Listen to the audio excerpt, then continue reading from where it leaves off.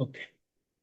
Good morning, everyone. Good morning, dear students. Good morning, all those who have joined on the Zoom platform, plus whoever is viewing it from YouTube. Good morning, everyone.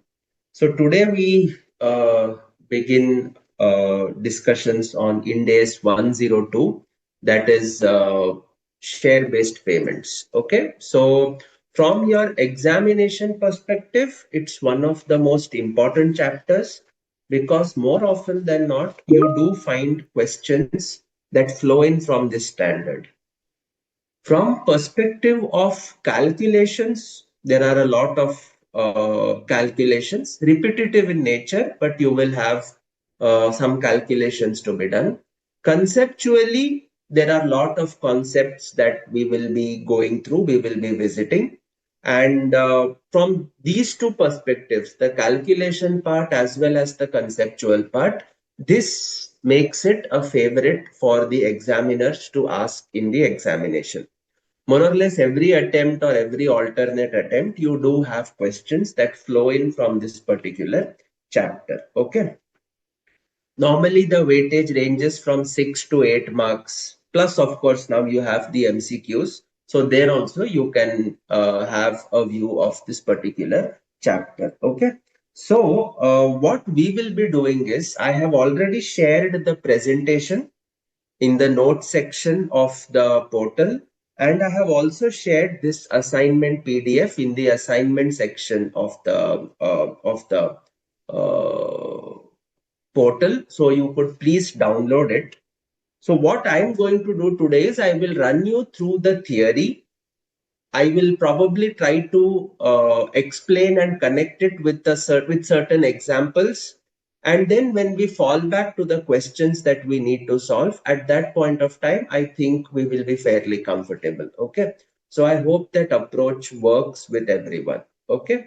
All right. So good morning, Swaminathan. Good morning, Ayush. Good morning. Okay. So with this, Good let us morning, sir. start. Yes. Good morning. Good morning, Bibu, Prithviraj. Swaminathan Chitra. All right. So let us start off. All right. Now,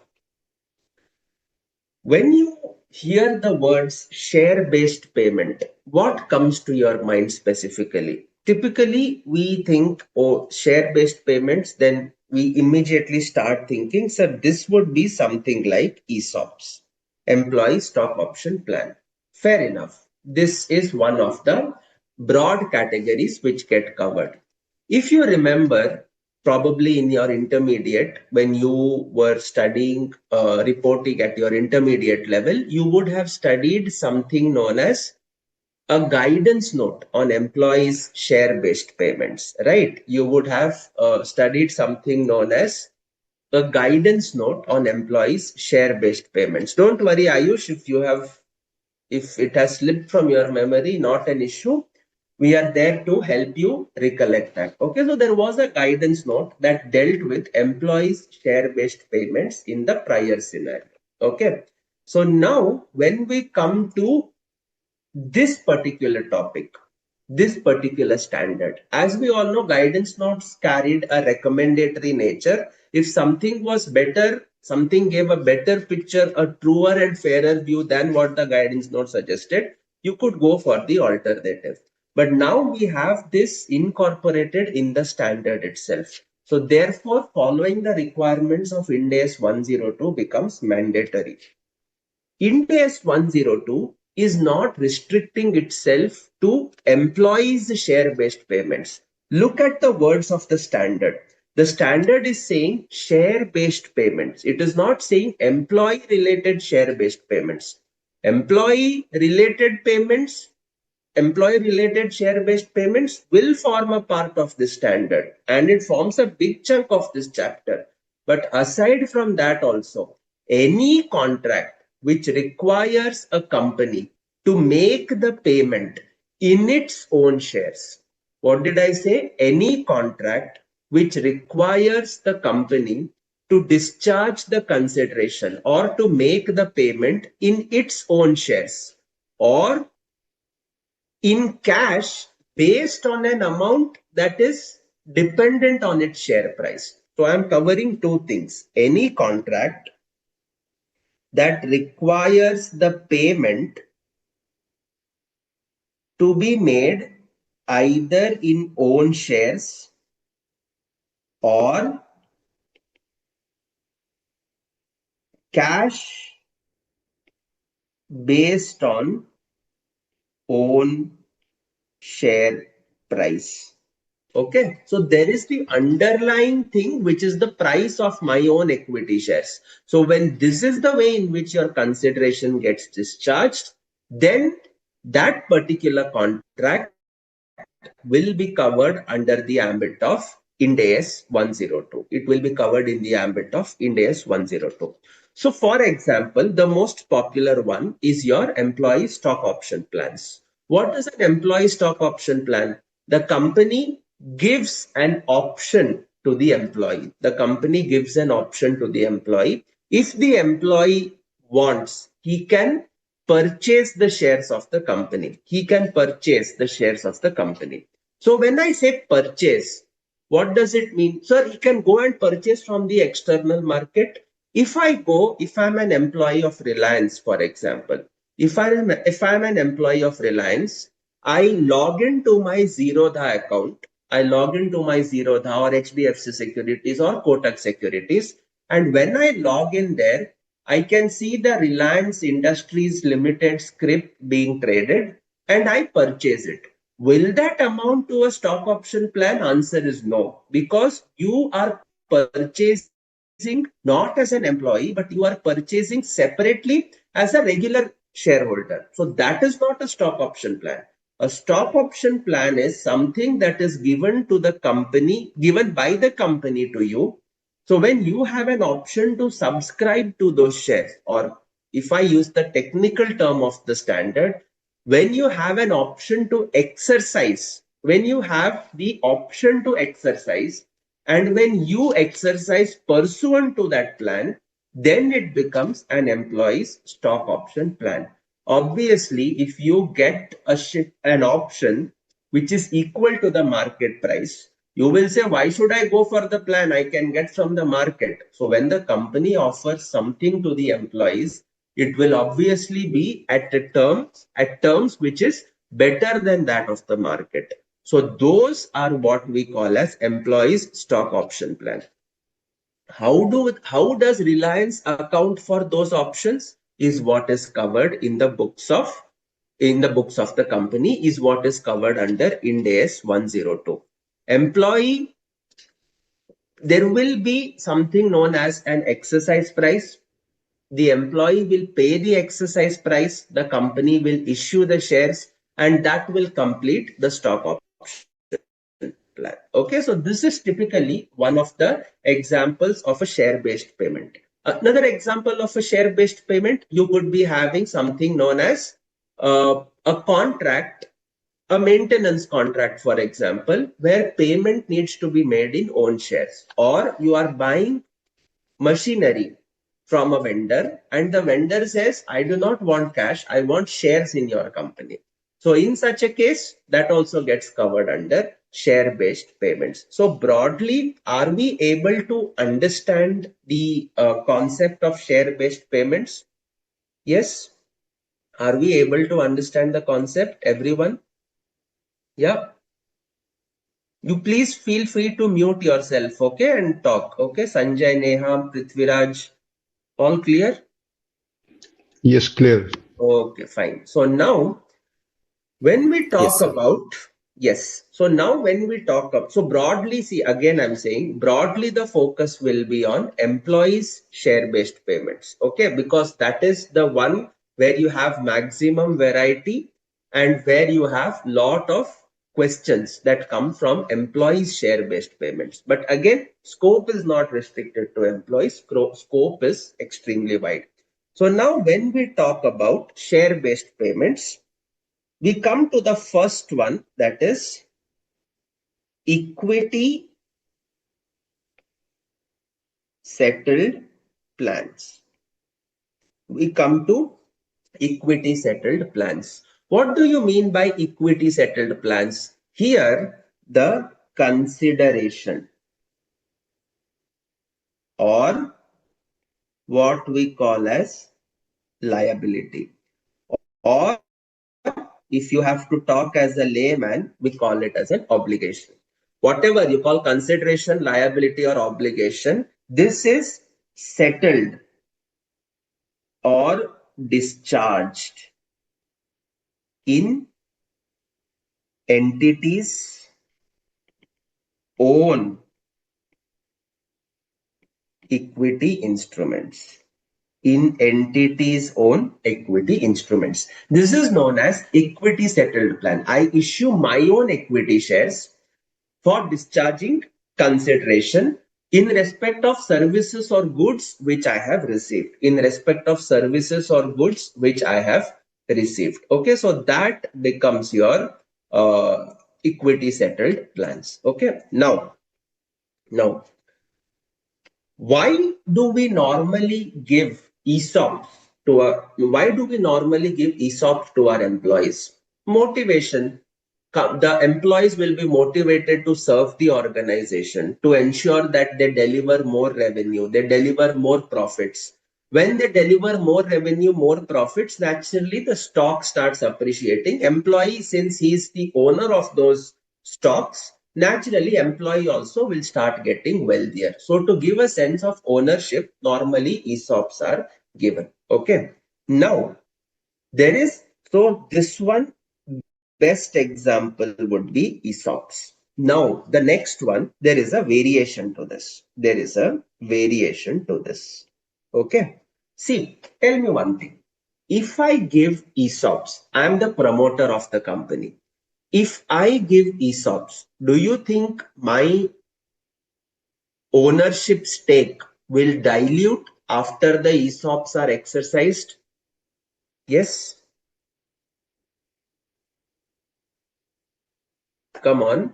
If I give ESOPs, do you think that the ownership interest gets reduced a little bit once the employees exercise the option?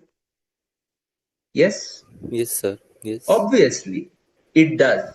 It does. Okay. For example, before ESOPs,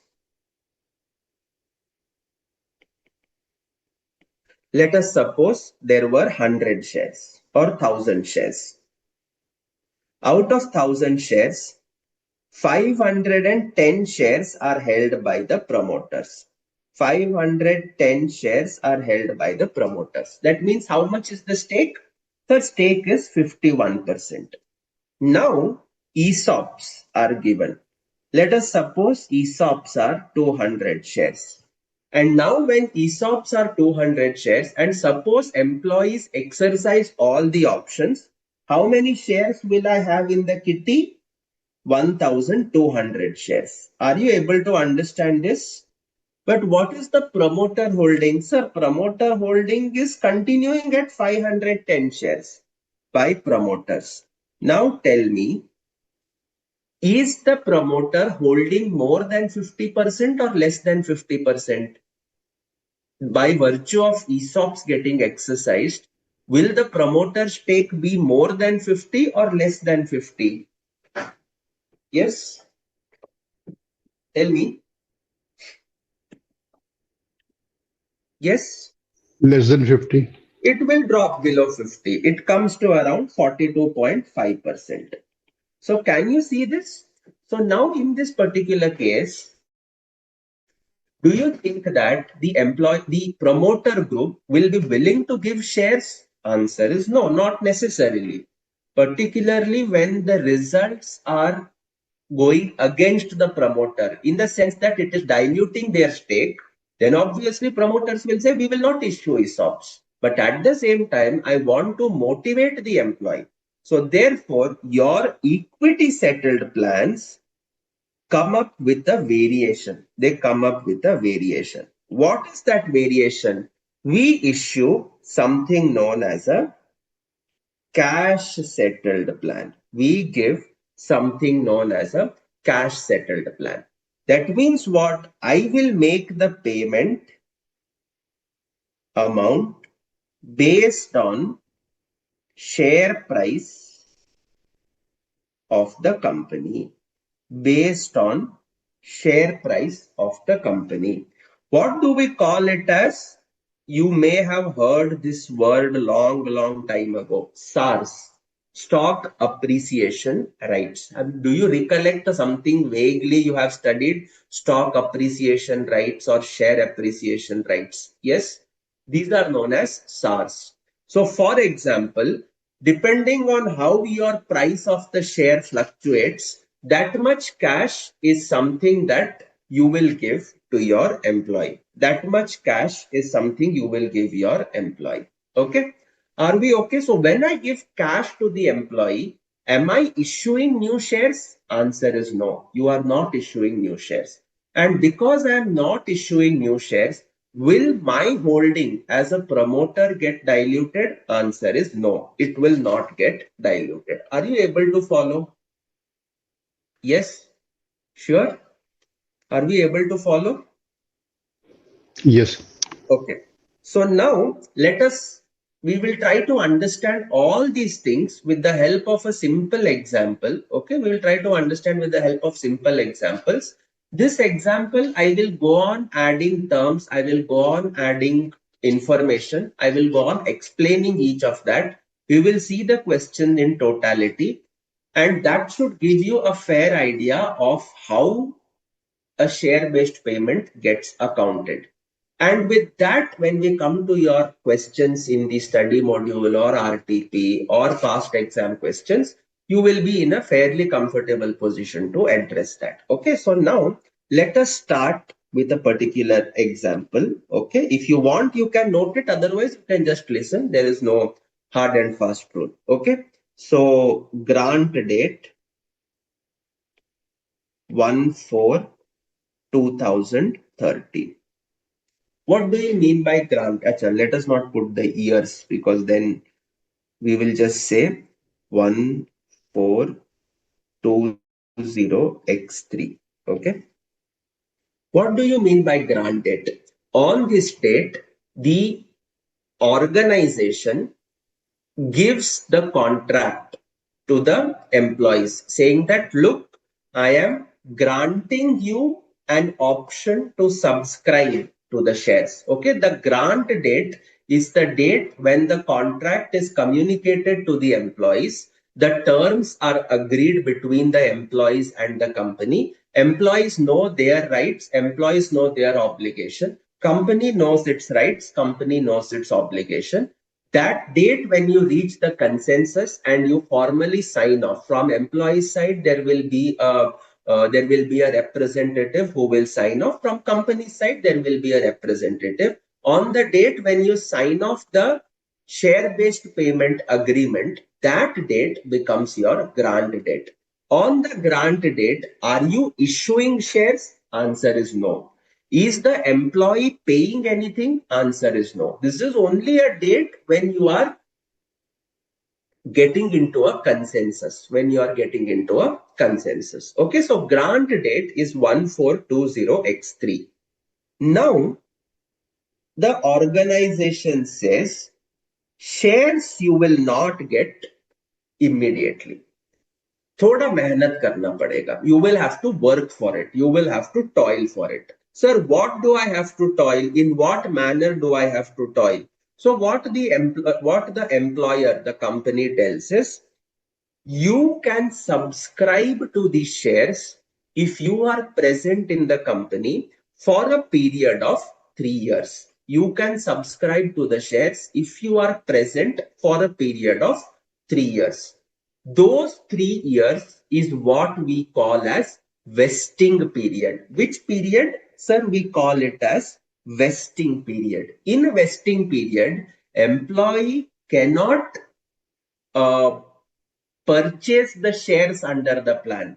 But over the 3 year period, the employee is becoming eligible to purchase those shares. Okay, the rights are getting vested in him. Okay, so let us suppose the vesting period is 3 years. What do you mean by vesting period? Number of years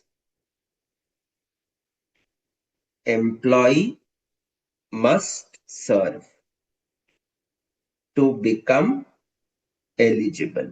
to become eligible. Are you able to follow? Yes. Tell me one thing. Let me see if you guys have followed or not. Suppose I leave within 2 years from the grant date. Will I become eligible for the options? Will I become eligible for the options? No. No, absolutely right. You will not No, become sir. eligible for the options. Yes, that is the meaning of vesting period. That is the meaning of vesting period. Okay. After vesting period is over, you already have the right to subscribe to those options. Correct? You already have the right to subscribe to those options. But then what? After 3 years, suddenly on one day realization comes and on that day you exercise. It does not happen like that generally. What happens is there is something known as an exercise period. There is something known as an exercise period. After vesting period, the company will give 2 years to its employees to subscribe to those shares. To subscribe to those shares.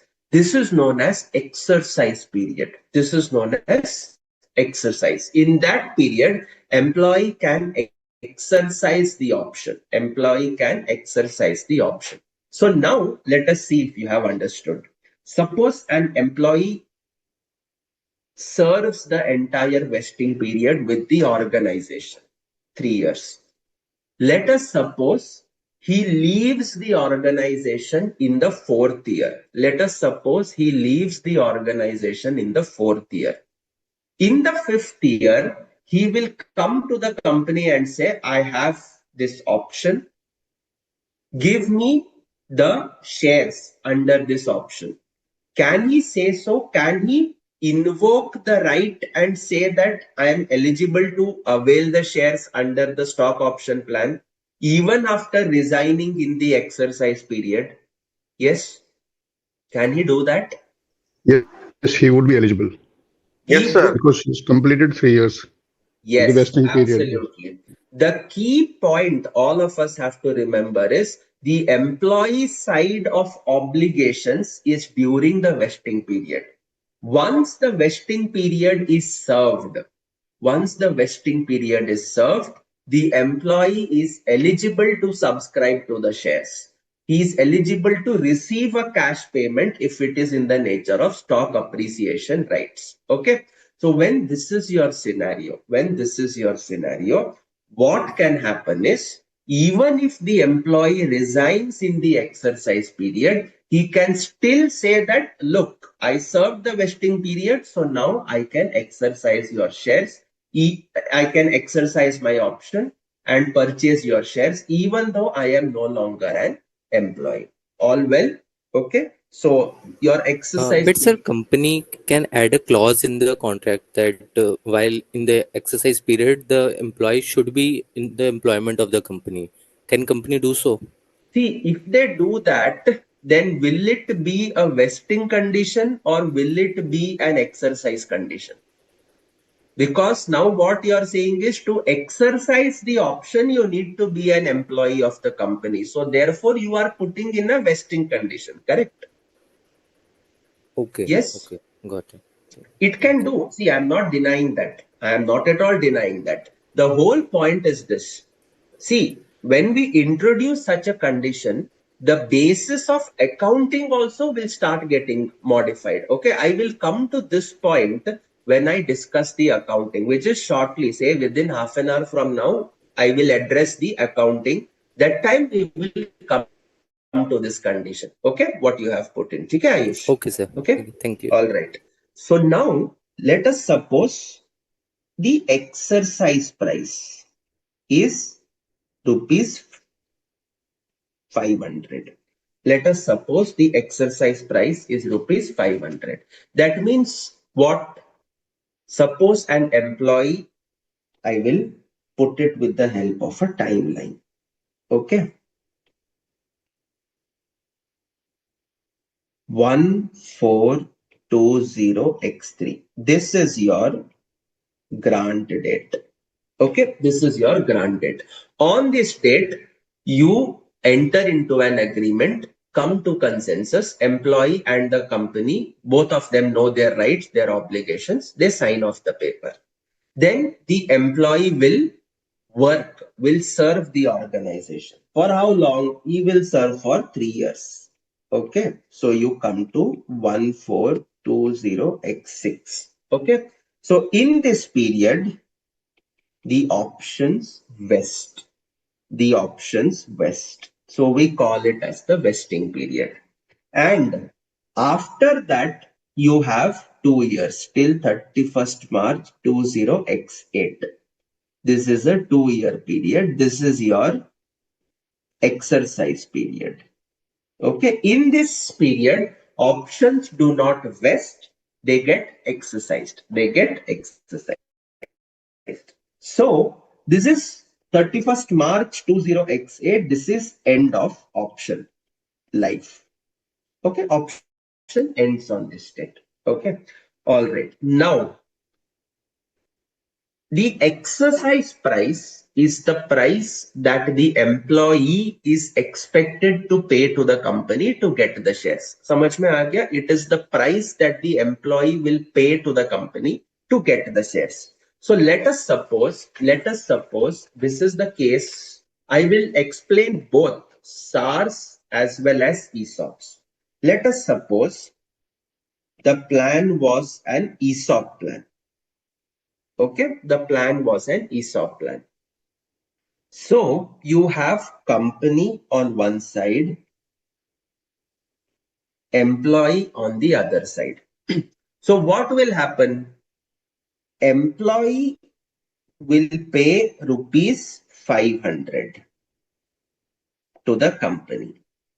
Yes, employee will pay rupees 500 to the company, and in return, company has to issue equity shares. Company has to issue equity shares. Fair enough. Are you convinced about this? Yes. So now let us suppose that your employee is having this option wherein he has to pay 500. If the share price is say 2000 rupees, is it favorable for the employee to exercise this option? Think and answer. Yes. Obviously, Yes, because employee can get something which is worth 2000 in the market by paying only 500 rupees. He can pay 500 now and sell for 2000 in the market, and he can make a neat profit of 1500. Are we able to follow? Yes, Leela, Chitra, yes, all sir. clear? Yes, all right. If the share is available for 200 in the market, but the exercise price is 500, will he exercise the option? No. Obviously, no. If he's a rational employee, he will say, yeah, whatever is there in the market, I can get for 200. Why should I pay 500 rupees? Okay, it becomes a worthless option. Okay, so this would happen in the case of ESOPs. But problem with this is what? There is a risk of promoters' stake getting diluted because the company is issuing fresh equity. So now what will happen? Now the second alternative is SARS. Okay. So I have company, I have employee. So now what happens is, suppose on the exercise date, the price of the share is 2000. Okay. The price of the share is 2000. So what will happen is the company will make a payment. It will say, look, market price is 2000. Your exercise price is 500. I will make a payment of 1500 in cash to the employee. So ideally, employee would pay 500 and he would get an equity share. Now what the company is doing is, look, you don't pay me 500. You keep your 500 with yourself. I will pay you 1500. So now you have 2000. You go to the market and buy the share. You go to the market and buy the share. Did you understand?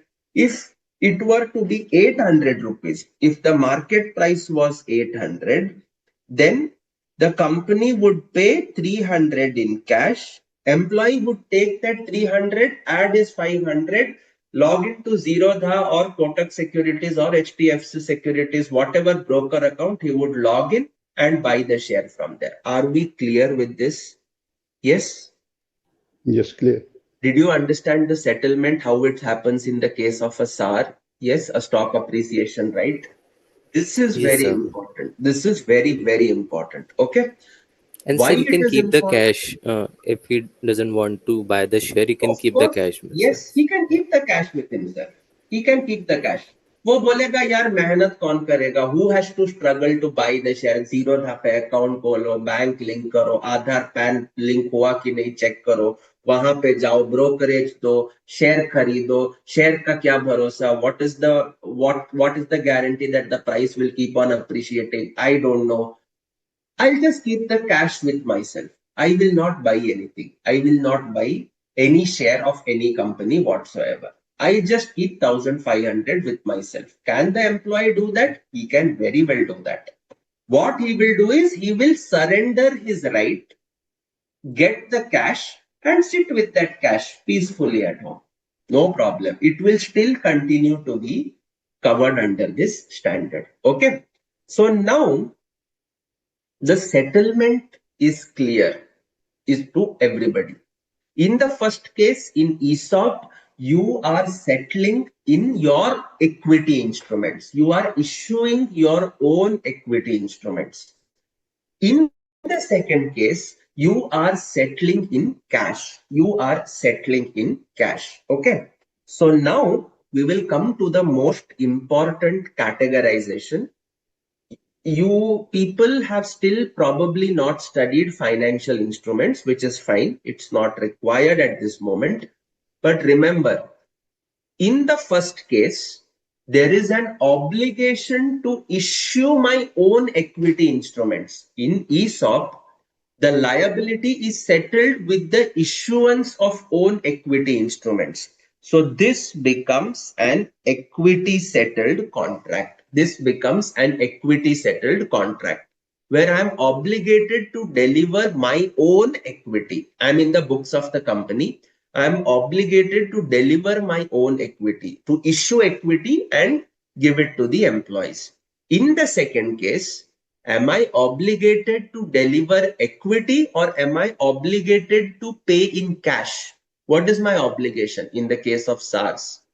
To pay in Cash. cash. Cash, Obligation is to pay cash. And but based therefore, on shares. yes, and therefore, for the purpose of financial instruments, this becomes a financial liability. This becomes a financial liability. Why a liability? Because you have an obligation to deliver cash. You have an obligation to deliver cash.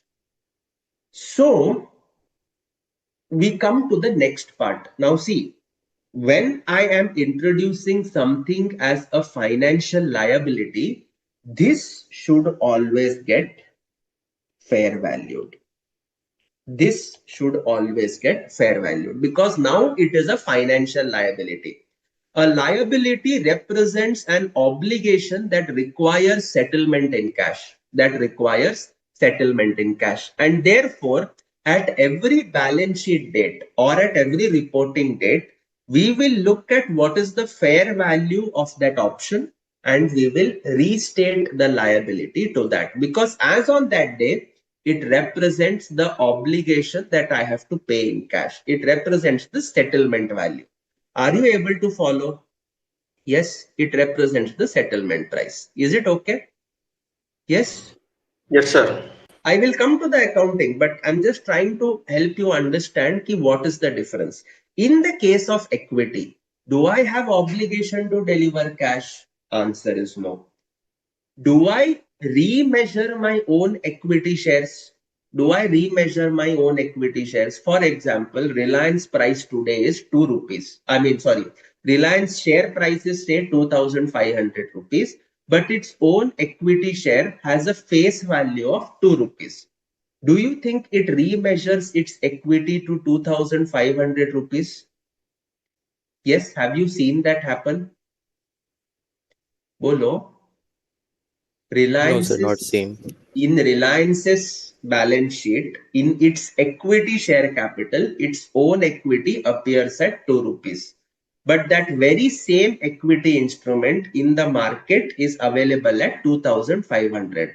So Reliance should say, my shares are worth 2,500. So my equity, instead of 2, I should state it at 2,500. Have you seen that happen?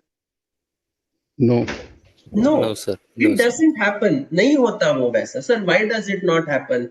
It does not happen because my own equity cannot be remeasured. My own equity.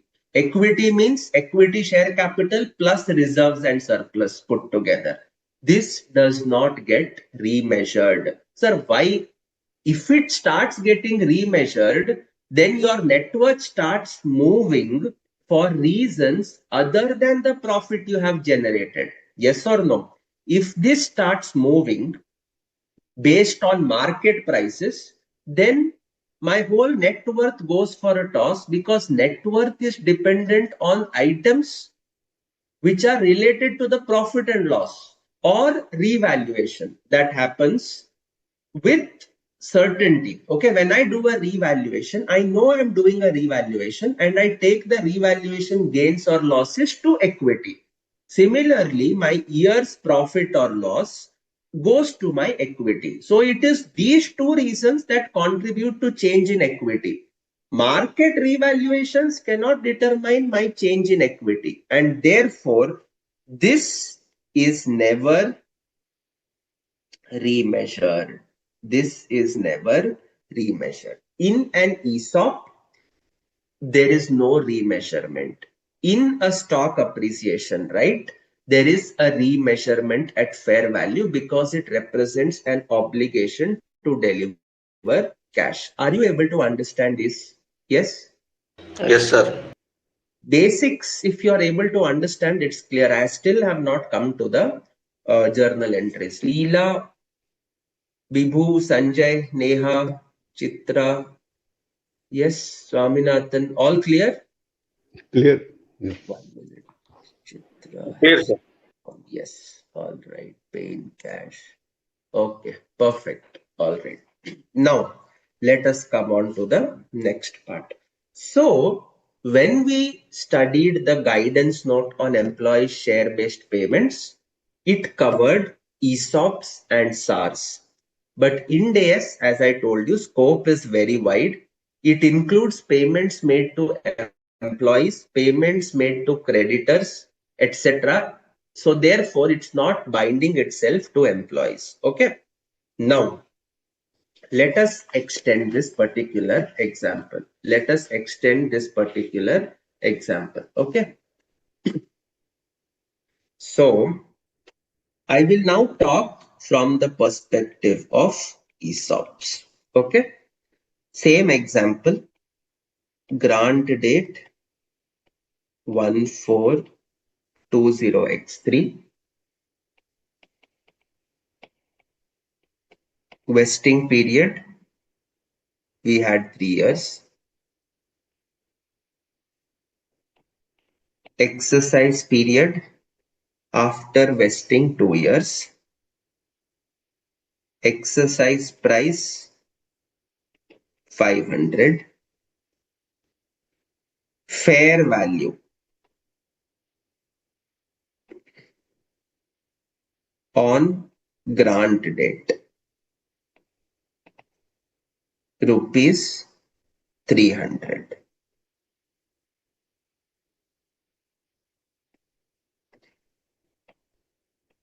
Current market price rupees 600. Okay, all right. Now see, I have put in certain additional information. Grant date, all of us know what it is. Vesting period, all of us know what it is. Exercise period, we know what it is. Exercise price is also clear. This is ESOP. Fair value on the grant date is a new thing that I have written. And I have written one more thing, current market price 600. Current market price, though, everybody understands. What is current market price? The price of your share on the market. Okay.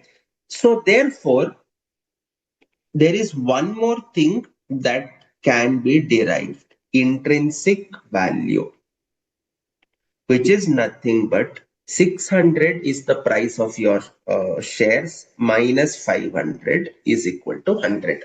You remember this intrinsic value was something we had studied in the guidance note. Okay, we had studied in the guidance note. So now let us number of employees equals to 10. Number of options, one option. I'm keeping it simple. Okay, one option per employee. Okay, one option per employee. Now, the only thing that is new for you people is probably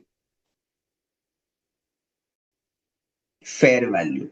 Yes, this is the only thing that appears to be new. Rest all, either they are easy to understand or you have heard them before or we have discussed today. Now, first of all, you tell me, what have I given to the employee? Have I given a share or have I given an option? What have I given? Given an option. Yes. Yes. What is the difference between a share and an option? Option is an option to buy. Yes. It's a contract. Yes. Perfect. Whereas share is an instrument that evidences residual interest in the entity. Fair enough. Option represents a choice to buy the share, whereas share is the actual instrument. Correct? Yes? Clear? Now, will the value of the option equate the value of the share or will it be different? Think and answer. Will the value of the option and value of the share be the same or will it be different? Yeah, it will be different. This is not accounting. This is simple logic, common sense. Soch ke batana. I think Sanjay has answered. Swaminathan? Yes, sir. It will be different, sir, because market price of the share always will be different. Yes. Yes. Yes. What about the others? Leela, Chitra, will they be same? Will they be different?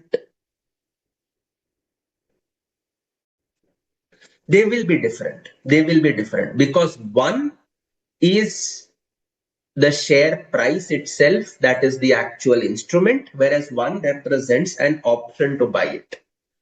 Sir, for your examination perspective, the fair value will always be given in the question. The fair value will always be given in the question. You do not have to calculate it.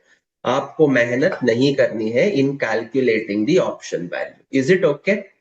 Yes. Now, how do we calculate the fair value? How do we calculate the fair value of an option? You can calculate it using several option pricing models. Okay, you have the Black and Scholes Merton pricing model. You have the binomial model. Okay, ऐसे बहुत सारे pricing models are there where you give your inputs in that model. The model tells you how to use those inputs, gives a formula. You put that formula to those inputs, and what you get as the output will be the fair value of that option. Okay, so that is what is your fair value. That is what is your fair value.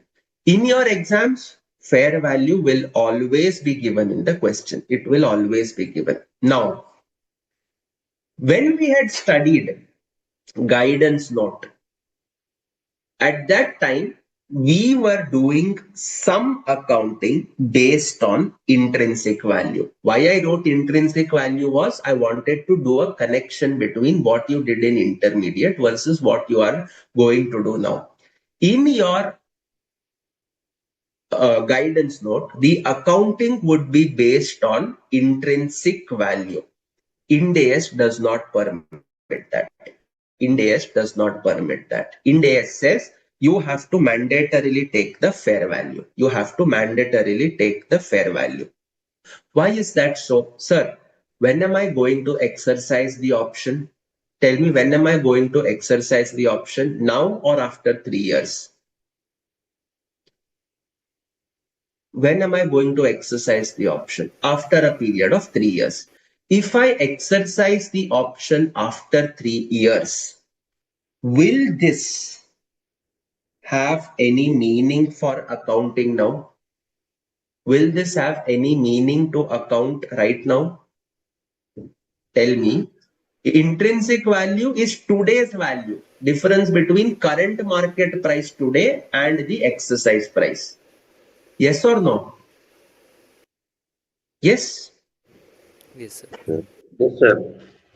So today's price will continue after 3 years. Is it feasible to say that?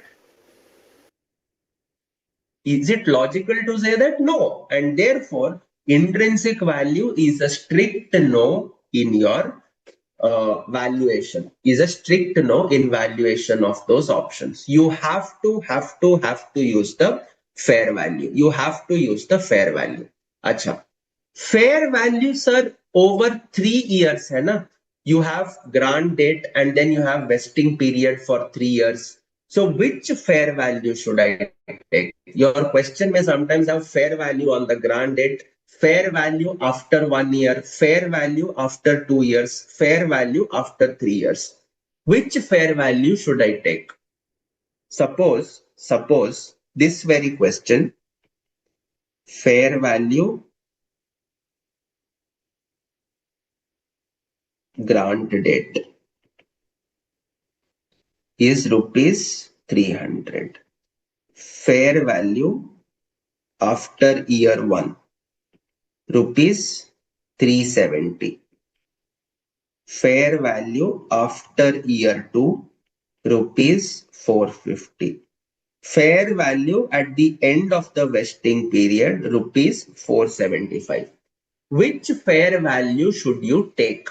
300, 370, 450 or 475? Which fair value should you take? Think and answer. Think and answer.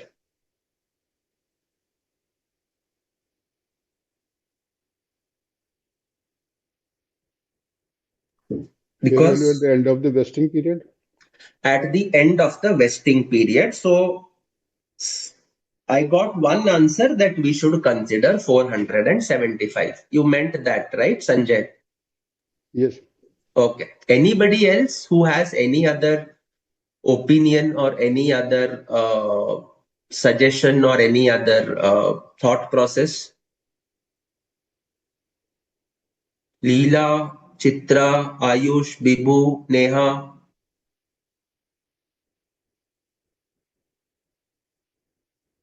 Grant Sir, date question same. mark.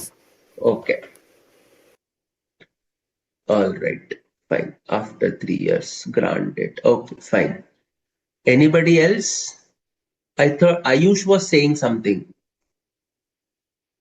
No, no, sir. Just the same after 3 years. After 3 years. Okay. Now let us understand this.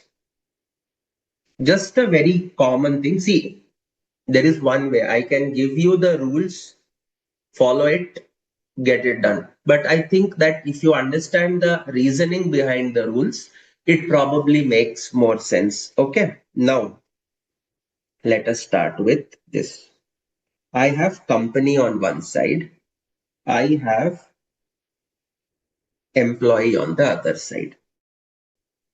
Employee gives service over 3 years and company will give options, 10 options to exercise after 3 years. Okay. This is the contract. Yes. Is this the contract or not? Bolo. Yes. Yes. So Yes, can sir. I say that in effect, this is a barter transaction? Can I say that in effect, it is a barter transaction?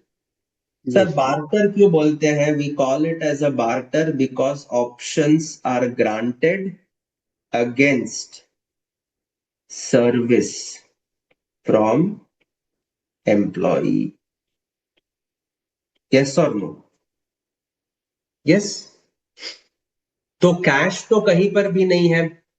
You don't settle this in cash. You are giving option, he is giving services. So anywhere there is no cash movement, so it becomes a barter transaction. Now, tell me one thing. Employee is rendering the service over how many years? 3 years. 3 years. Now, all of you, Sanjay, I think Ayush, and whoever has this thought process. Okay, Z, you answer it, it is perfectly fine. A wrong answer is an answer that is most welcome. You tell me one thing. When will I come to know this value, fair value, at the end of year 3? When will I come to know this? Only after 3 years. Only End of 3 years. after 3 After years. 3 years. Absolutely. Do you agree, Sanjay, Ayush? Yes, sir. Yes, I agree. But services are getting rendered from when? From year one. From the grant From grant From date. vesting year period. one. Yes. From year one. That means if I wait for third year to end, then I will record 475 per option as an expense at the end of year 3. Do you understand? Yes. Yes, sir.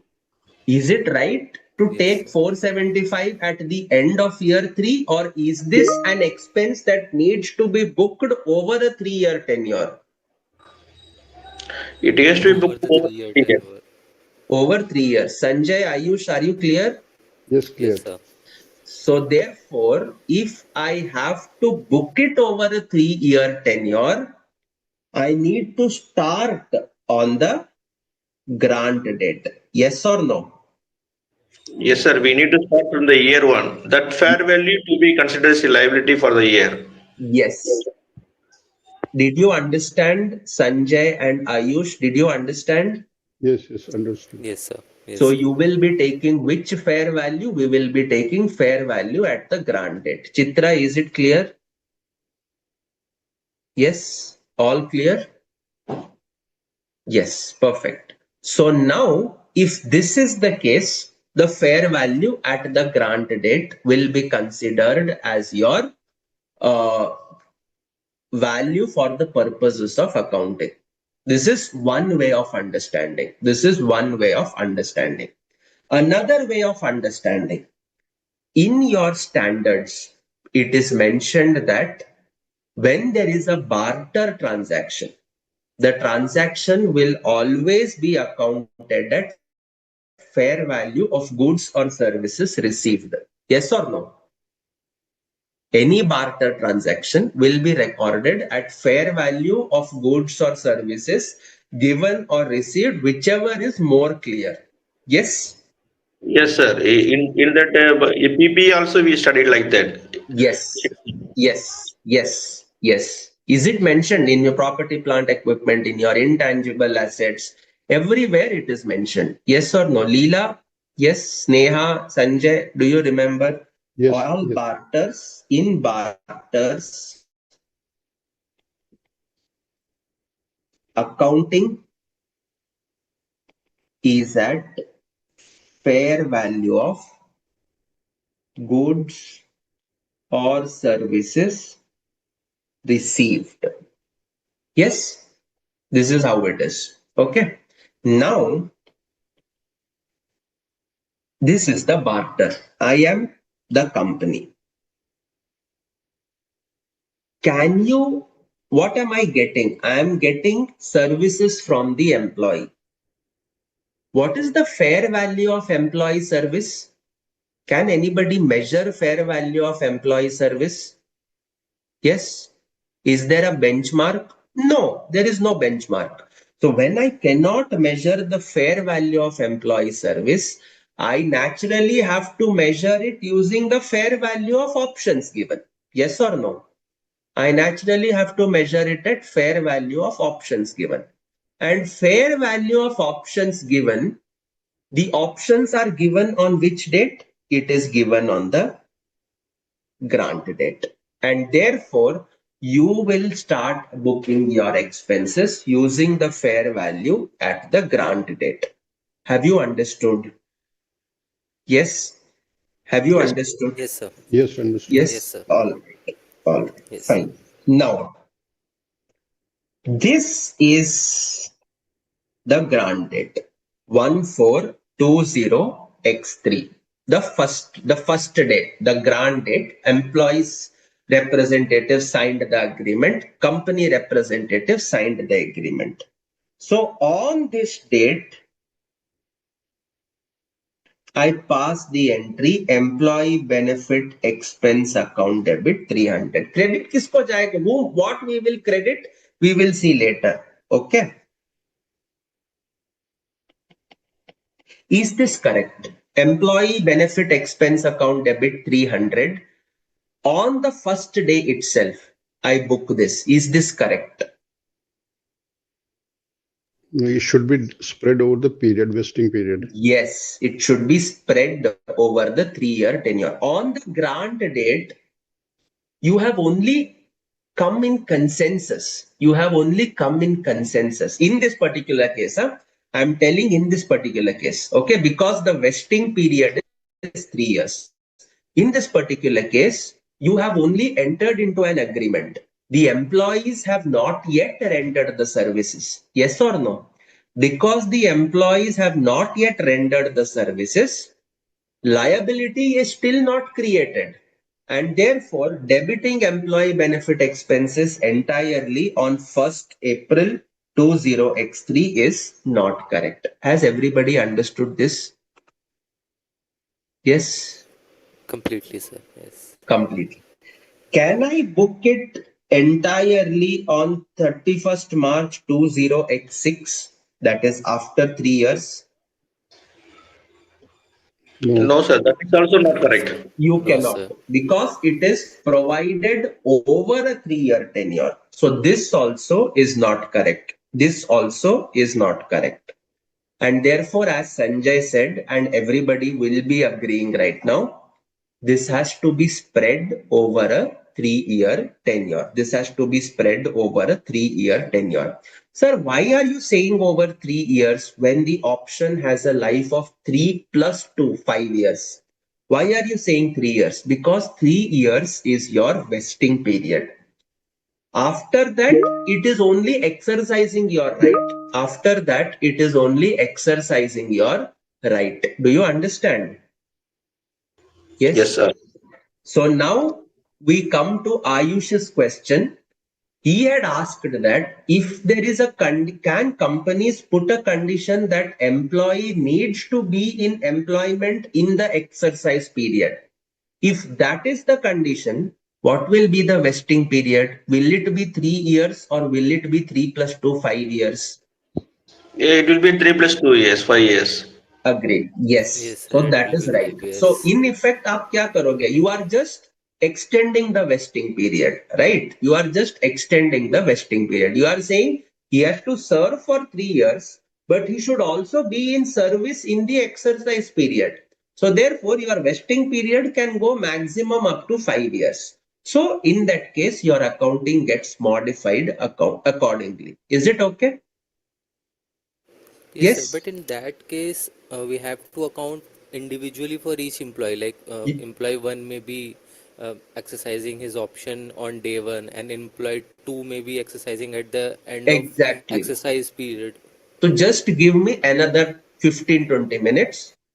This also we will resolve it. Okay, just 10-15 minutes mein your query starts getting addressed. Okay. All right. So first part is done. Over a 3-year tenure, you will recognize in exercise period, employee can leave and even then he can exercise the option. Even then he can exercise the option. So then, how does the table work? This is the table that all of us need to be preparing. Okay.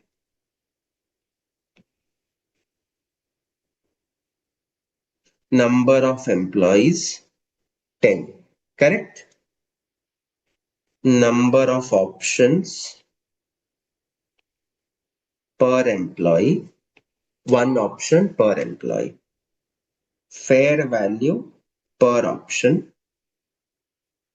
It was 300, right? Yes.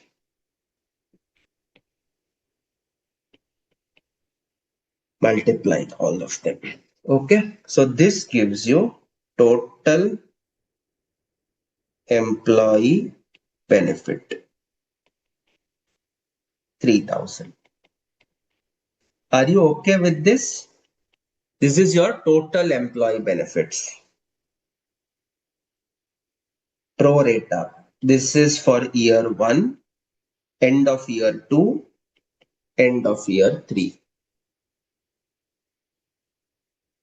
Employee benefits till date. At the end of first year, you should have 1000. At the end of second year, you should have 2000. At the end of third year, you should have 3000. Less employee benefit expenses earlier booked or recognized. You would have recognized 1000. Here you would have recognized 2000 cumulatively. So therefore, every year I will book 1000 rupees. Are we okay with this? Yes. Yes, sir. Yes. Able to understand little or quite reasonably have you understood? Anybody has any doubts here? Neha, Vibhu, Sanjay, Ayush, Clear. Swami, all clear? Chitra, All clear, sir. okay, Leela, all right, fine. So that takes care of this. So now each year we will be booking an expense of 1000 rupees. So what is the entry? Sir, employee benefit expenses debit 1000. What am I going to credit?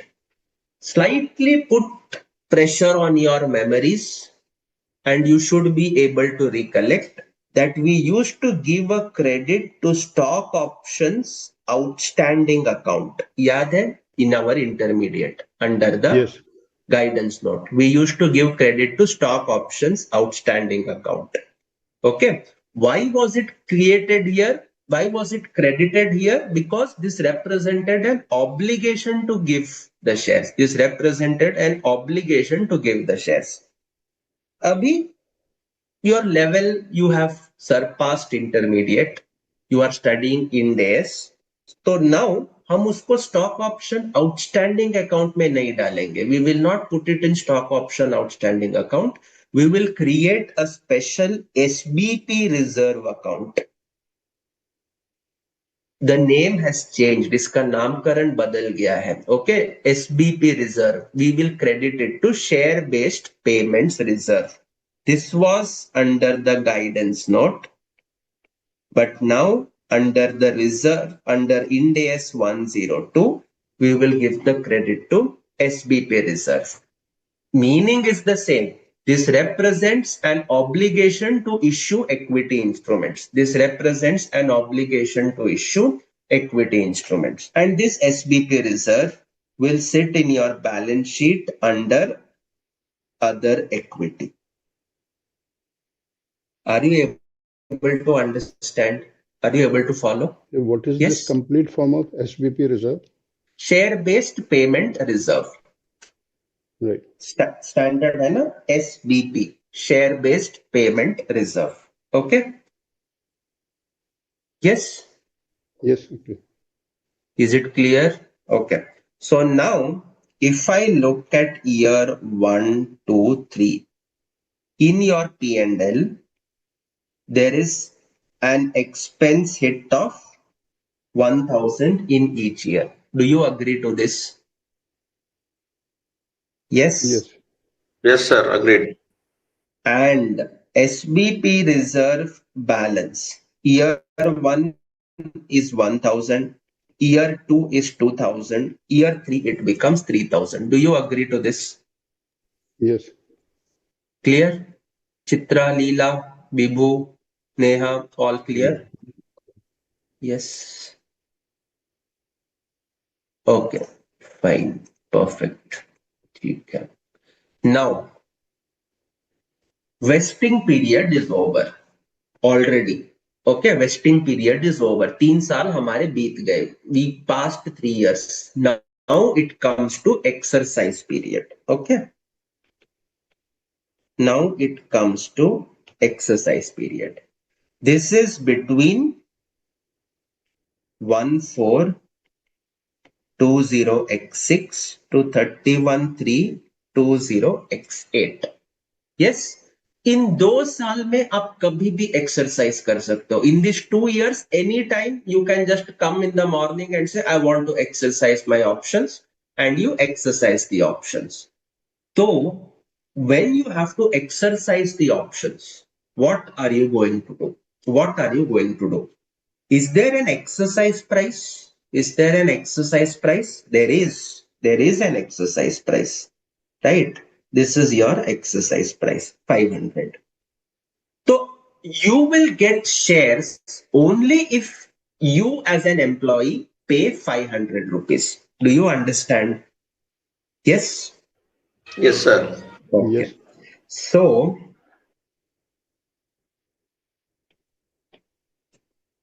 what I will do is I will put it as one employee. Okay, fine. So if we will look at two conditions, if all employees exercise, okay, if all employees exercise, then what will happen? Company will get the exercise price, correct? And company will issue the shares. Company will get the exercise price and company will issue the shares. Yes or no? So therefore, and let us assume for simplicity, one option is one share. Okay. वैसे ही होता है, but still. So bank account debit. How many employees? 10 employees. Each of them will exercise one option and they will pay 500 rupees. So how much money the company will receive? 5,000 5%. rupees. Perfect. Now, against this, the company will issue equity shares. Yes. So how many shares? 10 shares, 1 rupee. Sorry, 10 shares to 10 employees at 1 share per employee multiplied by, let us assume the face value also we'll keep it as 100. Okay, so therefore 1000. Therefore 1000. Okay, so equity share capital will increase by 1000. I am assuming that face value is, this is face value, assuming that it is 100. Okay, now to securities premium. Can I say that securities premium is 4,000? Can I say that securities premium is 4,000 in this case? Sir, 5,000 mila. Against that 1,000 rupees worth equity shares you have issued. One option ke liye one share. So 10 shares into 100, 1,000. So securities premium is 4,000. Is this looking okay? Sir, we have SBP reserve also. Yes, we have SBP reserve also. You cannot take securities premium as 4,000 because when all employees exercise the option, SBP reserve should vanish. Yes or no? SBP Yes, sir. reserve should go away. है कि नहीं? So SBP reserve. 10 employees into 1 employee into 300. Okay, so that comes to 3,000. That comes to 3,000. Okay, so What are you doing effectively is, see,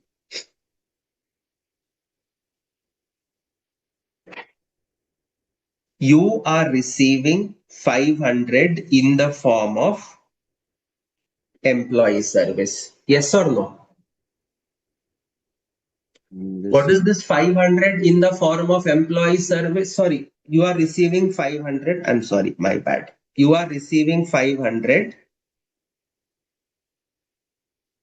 payment from employees. Yes, Exercise price. correct.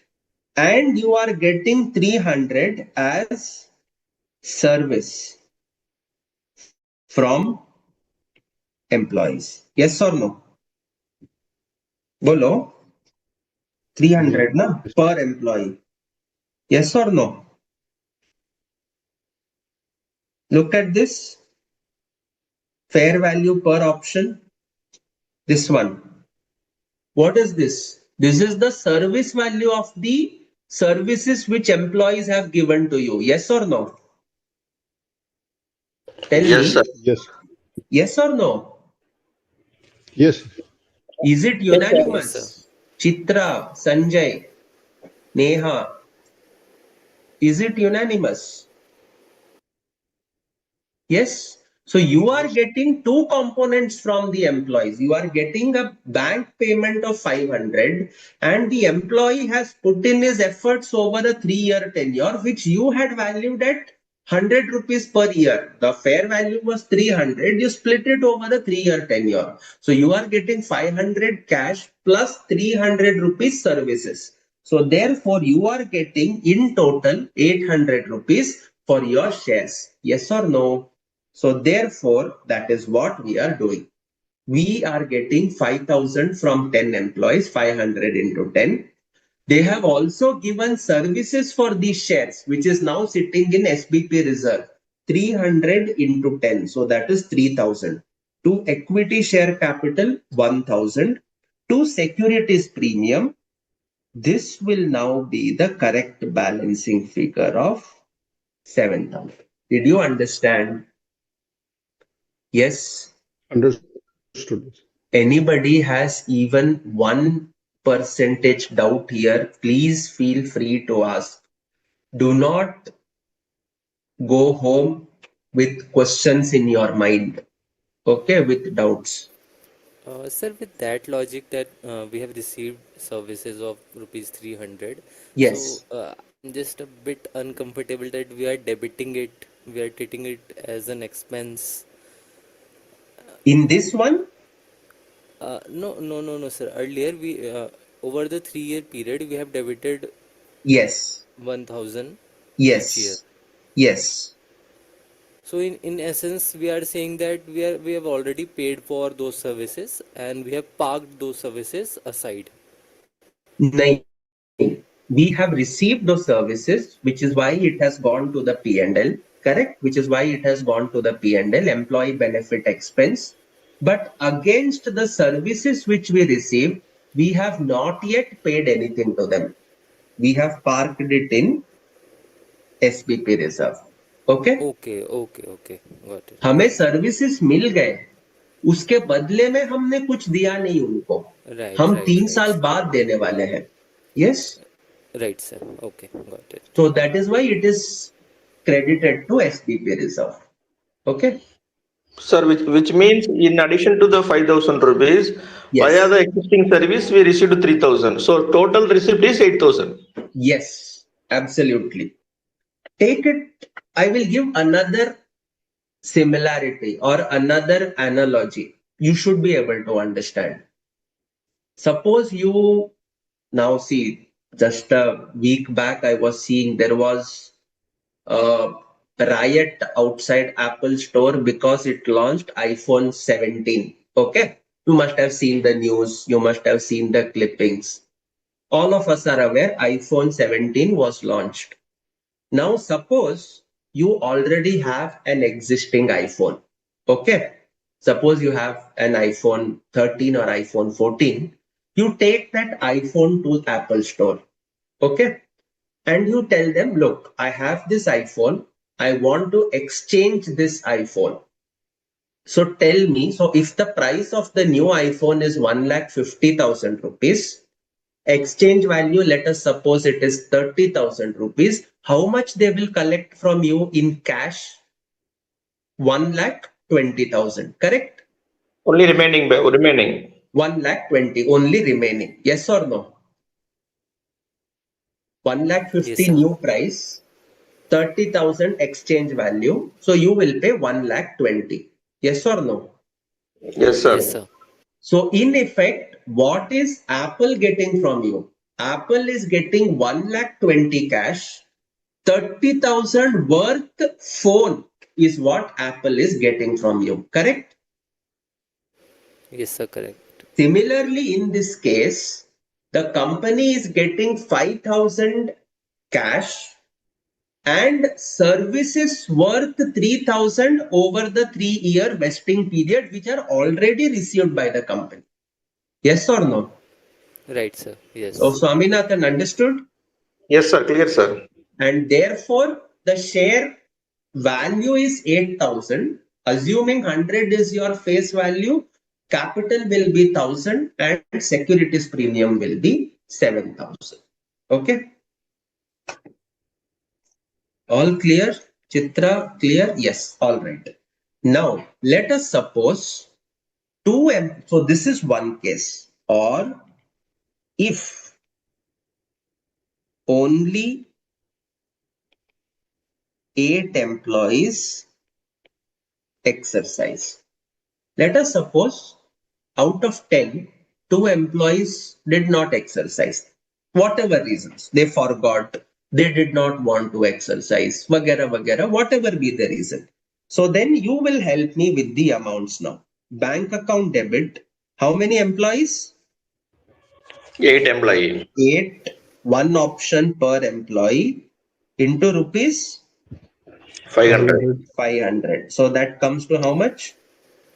4,000. 4,000. 4,000. 4,000. 4,000. Okay. 2 equity share capital, 8 employees, 1 share per employee, face value 100. So this comes to 800. SBP reserve. Should I debit entire 3,000? No, No, sir. sir. Only That for would 8 be employee. Yes. 2,400. 8 into 1 into 300. So this becomes 2,400. Correct? Yes, sir. So 2 securities premium. 6,400 minus 800, No, sir. 5,000. We will take the remaining amount of SBP reserve to capital reserve, maybe. I'll come to that. Just 1 minute. I'll come to that. Is this okay? Yes, everyone, is this fine? Yes, Yes, sir. okay. Perfectly fine. Absolutely fine. All right. So this is done. 8 employees exercised their options. Okay. You waited for entire 2 years. All 2 years have gone. Those 2 employees who did not exercise, they did not come to you. They did not come to you. And because they did not come to you, it lapsed. 2 saal baad, if they come to exercise, you will say, look, you are coming after the deadline is over. We cannot give you the shares. Your options are lapsed. Your options have lapsed. Okay. Now, a reader of financial statements, if you don't do anything to SBP reserve, the balance sheet will look something like this. There will be a balance in SBP reserve. What is the balance? 3,000 was there at the beginning of the exercise period. 2,400 went in that. So there will still be a balance of 600. A reader of financial statements, if he sees 600 in the SBP reserve, the first question he will ask is, what is the value of ESOPs which I have given? How much is outstanding? How many shares will be issued? what is the percentage that will be issued, etc., etc. He will ask 10,000 questions.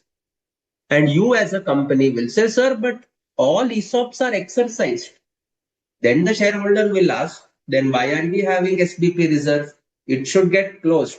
Yes or no? And therefore, as Ayush rightly pointed out, we need to remove this SBP reserve. We cannot keep it isolatory in the financial statements. If there is an ESOP plan existing, then SBP reserve can exist. If there is no plan, there cannot be an SBP reserve. Are you agreeing with me? Yes. Yes, sir. The source of that SBP reserve is the plan. If the plan is over, you cannot have an SBP reserve. So the 600 rupees, I need to remove it. So what do I do? Where do I send it? SBP reserve will be debited. This becomes 0. And generally, this I can also write it as 2 employees into 1 option each into rupees 300 per employee. 2, you can either transfer it to general reserve or to retained earnings. 600 general reserve or to retained earnings. Okay. So therefore, this becomes your final adjustment entry. Sir, when am I going to pass this entry? I will be passing this entry on 31st March 20x6. Sorry, 20x8. At the end of the exercise period. At the end of the exercise period. Are we able to understand? Yes? Sir, I have one question. Say, when we created the liability, we booked the employee benefit expense account. When we Yes. are we enjoyed the benefit of expenses of claiming is reducing the income. While we are Absolutely. while we are not using that benefit, which means the employee not exercise that option, why Hmm. we are not giving effect to the income? The employee benefit expense, why we are not crediting? Instead of that, we are crediting to general reserve or retained earning. Very nice. So basically, Swaminathan is asking, why are we not taking this to the P&L as a credit and why are we taking it to reserves? Okay. In this case, you have to understand one thing. An employee, after he has completed the vesting period and he is there in the exercise period, he now puts on the hat of a prospective shareholder. He puts on the hat of a prospective shareholder. Yes or no? It is like saying he has paid share application money. By serving for 3 years, he has paid 300 as share application money. So now that services which he has rendered is changing color by crediting it to SBP reserve. He is now becoming a prospective share applicant. Yes or no? So he is a prospective owner of the company. Now, if the owner of the company does not exercise the option, the company is under duty to refund that application money back to him. Yes or no? See, forfeiture and all, I understand, we park that separately. But if the shareholder says, I do not want to exercise, under peer pressure, I got the shares, but now I do not want to exercise.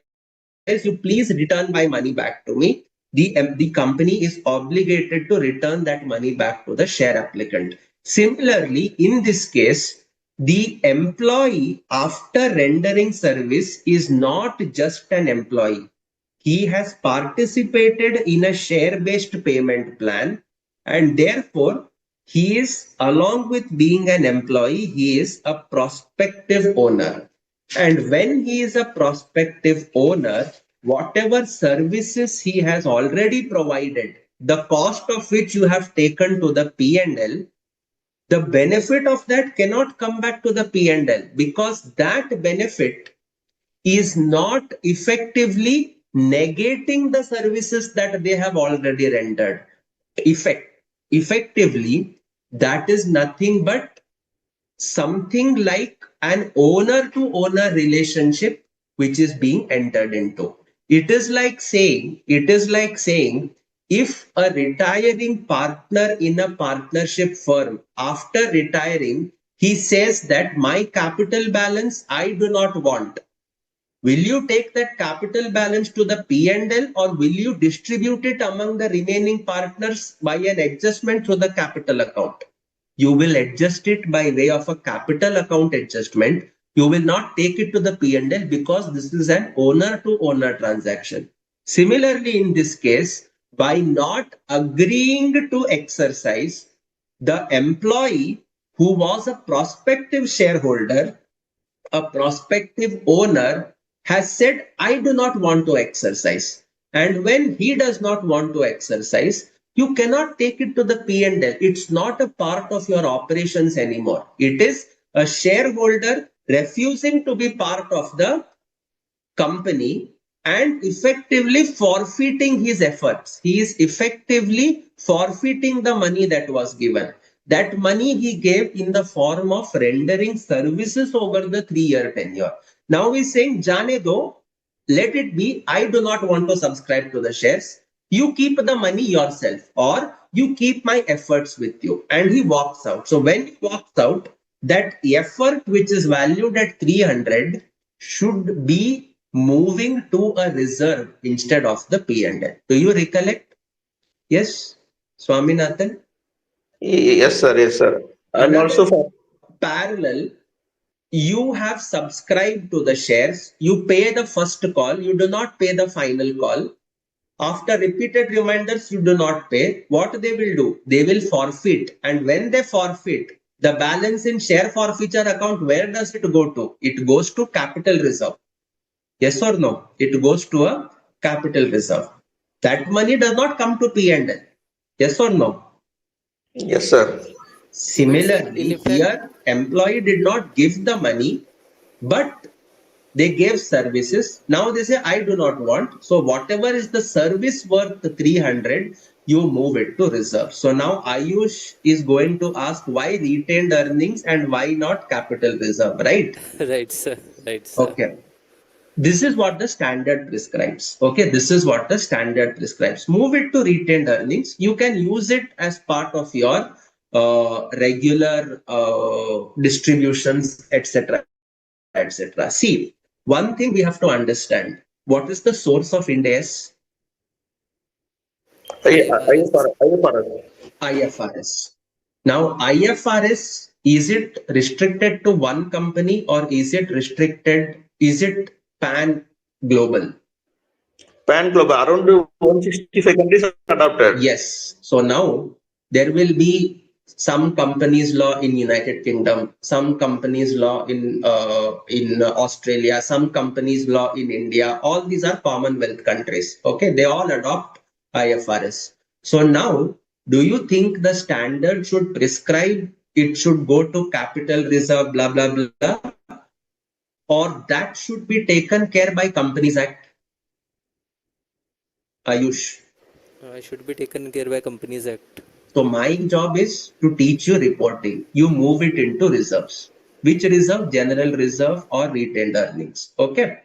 Now, whether it should go to capital reserve, that is the subject matter of Companies Act. That is the subject matter of Companies Act. But for your reporting, you move it to capital reserve. 1 minute, let me see. But in any case, I will have to see. I will just revert back to you on whether it should be moved to capital reserve or not. You will allow me a day's time. In the next session, I will revert. I have retained earnings can be understood as if SBP wasn't there, the amount would have been transferred to retained earnings only. SBP has to be there. Okay, Chitra, SBP has to be there because when services were rendered, I have an obligation to deliver equity instruments. The question that Ayush is pointing out is, why am I not moving it from SBP directly to capital reserve? The key point being, if I move it to general reserve or retained earnings, it becomes a distributable reserve. under the Companies Act. You can freely issue it in the form of dividends. The reserves are increasing, dividends can flow out, whereas a capital reserve will have a restricted application under the Companies Act.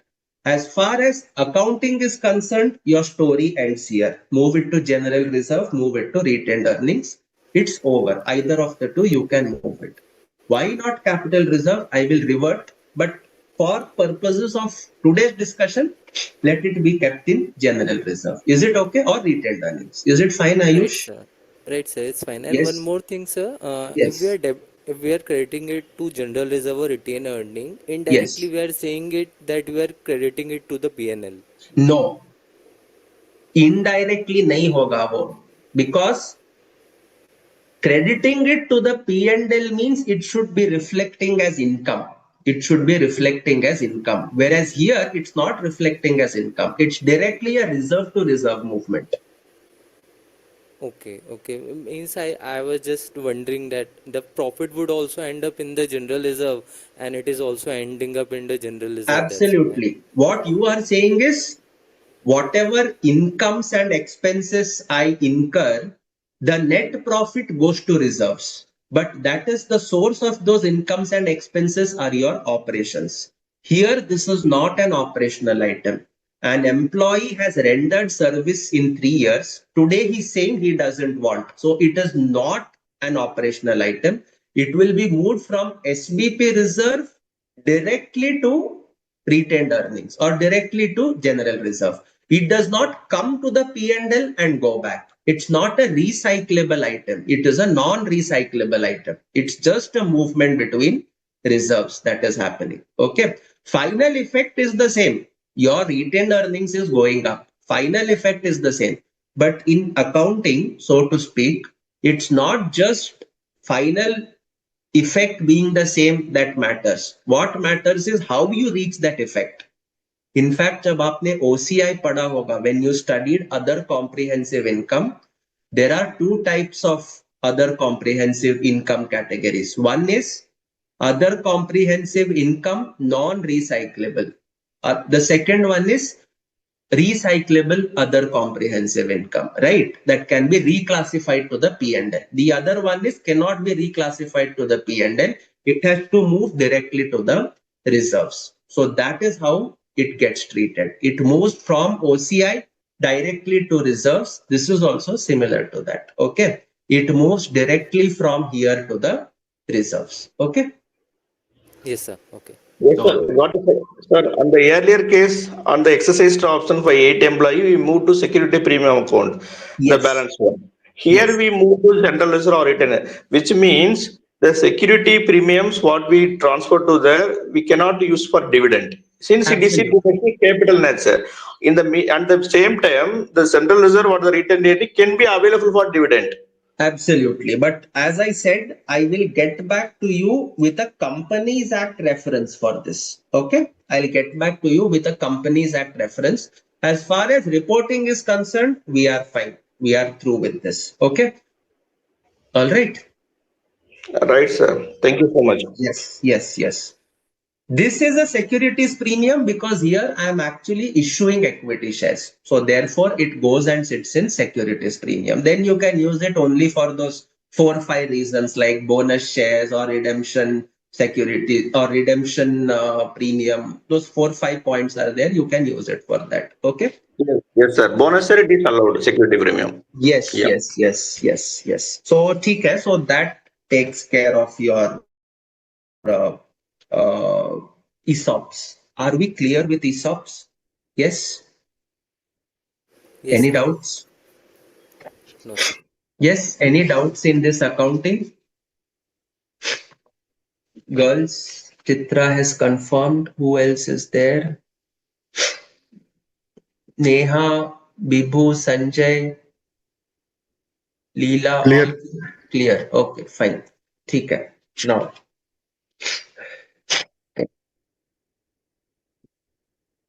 okay. Now we come to Ayush's one more question. Okay. I continue the same example. Suppose the trend is Every year, one employee resigns in this company. Every year, one employee resigns. It is a pattern that we have been noticing. It is a pattern that we have been noticing. So one employee leaves every year. That means you will have to, how will we do the accounting? That is your estimation. Last 10 years, one employee has left. So आगे जाके भी the same trend will continue. Going forward also the same trend will continue. Okay. So year one, or what I do is, one second, continuing, one employee per year left or expected to leave. Okay. So now year one, year two, year three.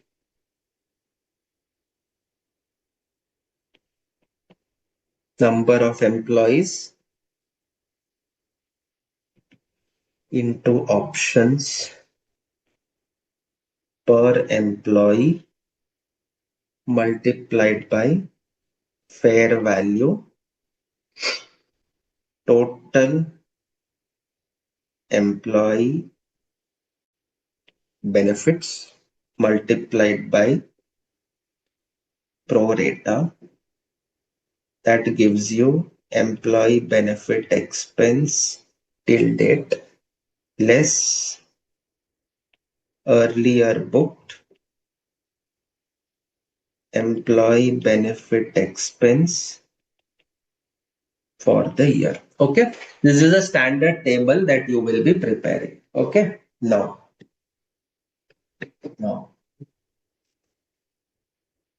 one option per employee. Fair value is rupees 300 in our example.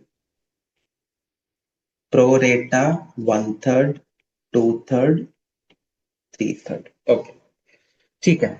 Now, you gave your option on the grant date. On the grant date, how many employees were there? Sir, 10 employees were there. I gave it to 10 employees. At the end of year one employee resigned. So for sure that one employee will not get the share. Yes or no? Will he get or will he not get? Not get. He will not get because he did not fulfill the vesting condition. What is the vesting condition? He have to be in service for 3 years. तो उस एक employee को तो नहीं मिलेगा.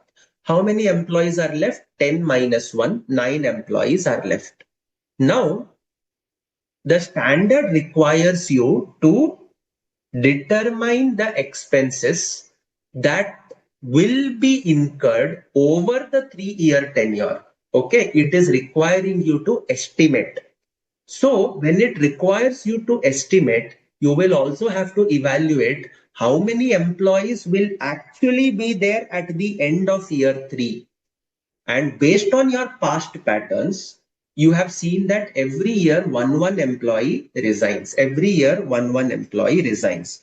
So when we write number of employees, this is number of employees expected to vest. So how many employees will I take? Will I take 10? Will I take 9? Or will I take 7? What should I take?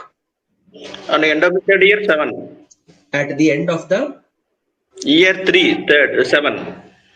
But end of year 3 beta is actual. Today I am end of year 1. Yes, today I am at the end of year 1.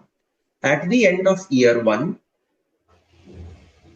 10 minus 1, 9. 9 Yes, is sir. there. Yes, Okay. 10 minus 1, 9. 9. But 9, you are not assuming whether any future resignations will happen. Correct? Yes, sir. We will not assume. Okay. But that is what the standard wants you to do. The standard wants you to assume how many employees will come here. See, I come to know from where you people are telling 9. You are saying that, sir, what if 9 employees continue and today if we take 7 and nobody resigns, what will happen? You people are coming from the mindset that we need to be conservative in our estimate. So today 9 employees are there, no. So why should I take 7? Let me take it as 9. But Ind AS tells don't be so prudent.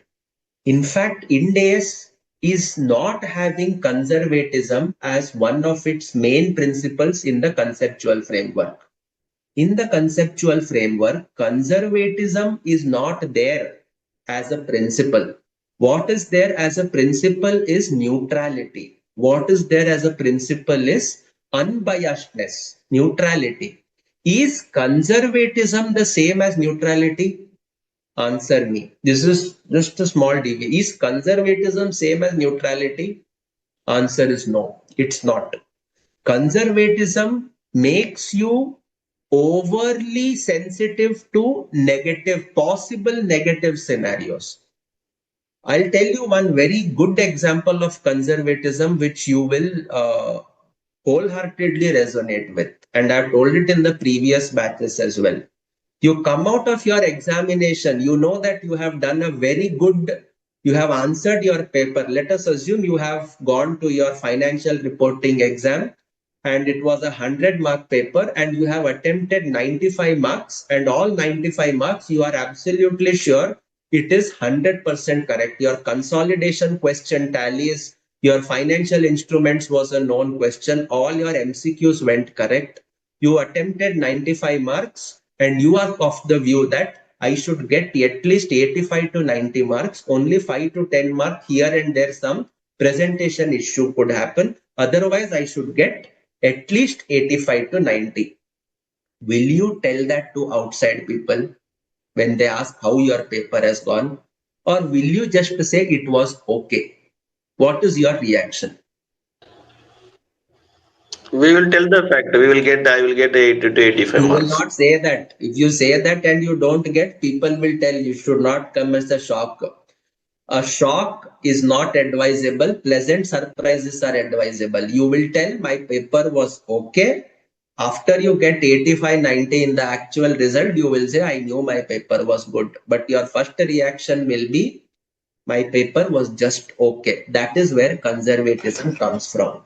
Conservatism asks you to record every single loss, even though it has not happened, but it may happen in the future. That is why you are saying, I will take it as 9 instead of 7. Whereas last 10 years, there is an established pattern that one employee is leaving every year. That one employee leaving every year is a pattern. Why can I not extrapolate it to the future years? By taking 9, what will happen? My employee benefit expense goes up. Yes or no? Because my employee benefit expense goes up, it means I have taken a conservative position. If I had to take it as 7 instead of 9, my employee benefit expense would be lower. So what are you doing? You are subconsciously wanting to book a higher cost in the P&L because of conservatism. Are you able to understand where I am hinting at? Yes. Are you able to follow, guys? Yes, Yes. sir. Yes, Yes. sir. I'm not saying you people are wrong. Please don't take it that you are, don't take it that I'm telling you guys are wrong. I'm only telling you how the standard wants you people to think. Okay. Please don't say that sir is saying conservatism is bad, this, that, and all. No. You people have studied Ind AS 115, revenue from contracts with customers. Yes. Yes. Yes, In sir. revenue from contract with customers, there is something known as variable consideration. Yes, Yes. sir. In variable consideration, if it is likely possible that you are going to get the incentivized consideration, what should be your revenue estimate at the beginning of the contract period? It should be normal plus the bonus. Yes or no? The variable consideration will be a part of your total revenue. as an estimate over the contract life if it is reasonably sure that you are going to meet the conditions for the variable consideration. That is one of the key requirements which is there in Ind AS 115. You can revisit. Maybe the terms you may be used to something different, but this is one of the requirements of Ind AS 115. This is one of the major requirements of Ind AS as a framework. Conservatism brings bias. Conservatism eliminates neutrality. Conservatism will understate your profit. Conservatism will understate your assets. Conservatism will overstate your liabilities. Either of these three or all of these three will happen. And therefore, you have to be realistic. Now, realistically, is it 9 employees who will be there at the end of the third year, or is it 7 who will be there at the end of the third year? What do you think? 7. 7. Yes, everyone? Yes, 7. Sanjay, Ayush? Yes, sir. Yes, sir. 7. Yes. I come to know where you guys are coming from. Okay, so just allow me to indulge a little bit. Okay, so you take 7. So when you take 7, the total employee benefit is 2,100. Okay, 2,100. So into 1 by 3, your employee benefit expense for this month will be 700. Okay. Earlier recognized nothing because this is the first year. So you will book 700 for the current year. Okay. Now, let us suppose at the end of year 2, the planned resignation of one employee, that employee did not leave. Okay. That employee did not leave. Okay. So let us assume when you come to year 2, you say that किसी ने resign नहीं किया, nobody resigned. In that case, how many employees were actually there at the beginning? 9 employees were there, yes or no? Yes, sir. You assumed one employee will fall in year 2, another employee will fall in year 3, total 2 employees will go, 9 minus 2, 7. That was how you had done? Yes? Yes, sir. Now, you still note that 9 employees only are there. That one employee who you thought would resign, he did not resign only. Then what am I going to do? Sir, ये तो prior period error हो गया. This is not an error. This is an estimate that got modified. This is an estimate that got modified. You have valid data to back up your estimate. Every year for 10 continuous years, one employee has resigned. So what is the harm in thinking they will not resign in the future? I have valid data with me. So that being the case, I was very reasonable in presuming another employee will resign in year 2. He has not resigned. So what I will do, the number of employees that I will consider is 9 minus 1. In year 3, probably one employee may resign. Yes or no? Yes, sir. I don't know. So if that is the case, then I will have 8 employees here. Do you agree? 9 actual minus 1 expected to resign in year 3. Do you understand? Exactly, sir. 10 Yes. minus one is already left. 2 are remaining. 2 anytime Yes. the case. Yeah. Yes. So 8 into 300, the total expense that should be booked is 2,400 up till the end of year 2. Sorry, this is over the 3-year tenure. So up till end of year 2, this comes to 800, 1,600, 1,600. Out of this, I had booked 700. So therefore, you will be booking only 900. You will be booking 900 rupees expense. At the end of year 3, nobody resigned. Nobody further resigned. Okay. So now, this is the actual count. This is the actual count. Okay. Another employee left and that closes the matter. Okay. So 8 into 300, 2,400, 2,400, 1,600, 800. Are you able to understand? Yes. Did everybody follow the working? Yes. Yes, sir. Yes. Yes, sir. So, what is the conclusion? Over 3-year period, 2 employees left. 2 employees left. Is it okay? They started with 10. At the end of year 3, 8 are there. That means 2 employees have left over a 3-year tenure. Is it okay? Yes. Yes, sir. Absolutely fine. Now, is the organization wrong in estimating 7 employees in year 1? Give me your opinion. Is the employee wrong? Is the company wrong?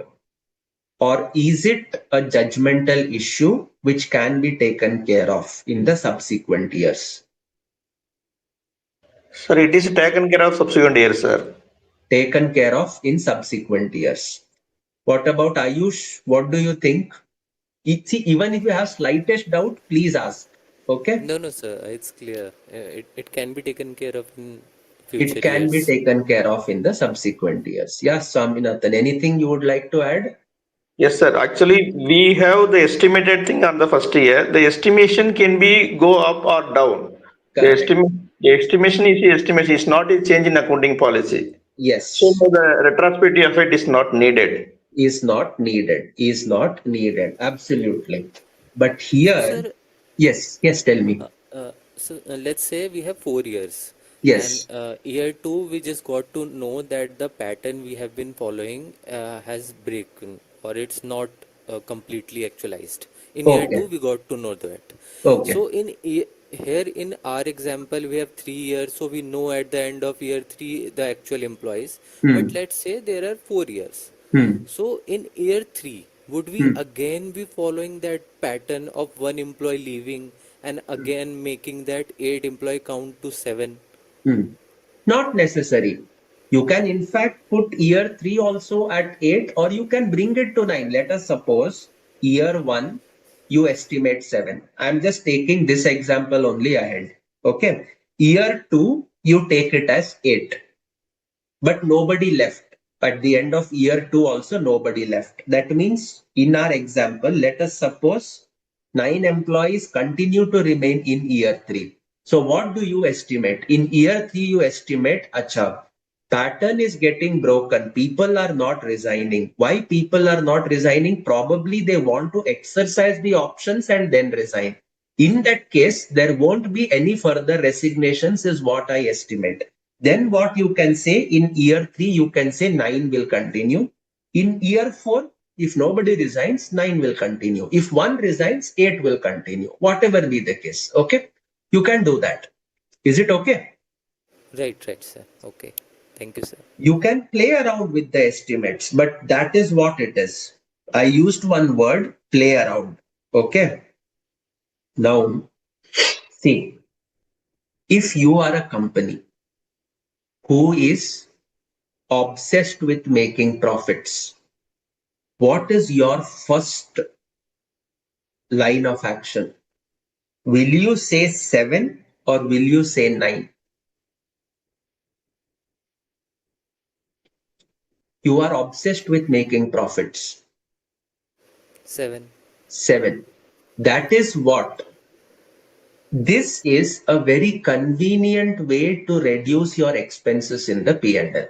This is a very convenient way to reduce your expenses in the P&L because you are estimating that 7 employees will be there. Okay. Now, you have one employee leaving every year over the last 10 years. But I will just add little more. In all those 10 years, not even one stock option plan was announced. That is why one employee left. They did not find value in the remuneration. This is the first time a stock option plan has been announced. Is it reasonable for me to assume everybody will still leave one employee each year? No, no, sir, because the stock No, sir. option invoked, that employee will ready to stay there and work there. Yes, he will be Yes, sir. ready It to is a serve. retention tool. What happened? No, I'm saying It could be a retention tool. It could be a retention tool. I don't know. I don't know. Okay, the situations could change. Okay, this is, see, we cannot really anticipate how the things are. This could be one of the ways you could view it. Okay, another way you could view it is, suppose each employee who has left in the past has left because of some emergency. He did not leave, he or she did not leave because of being unsatisfied with the company's remuneration policy. They left because they had some emergency. If it was a woman, probably she got married, she had to go to her husband's house, so she was constrained to leave. Some of the employees left because what you can say is somebody fell ill in their family. That is why they left. Okay. So when all these cases arise, you note that none of the employees left because of remuneration reasons. In that case, even in future, it would be very reasonable to assume one employee in 1 year will resign because of their own personal reasons.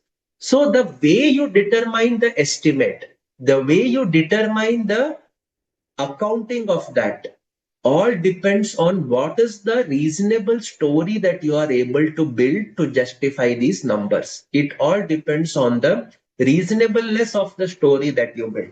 Today you are seeing here 700 as a very small number.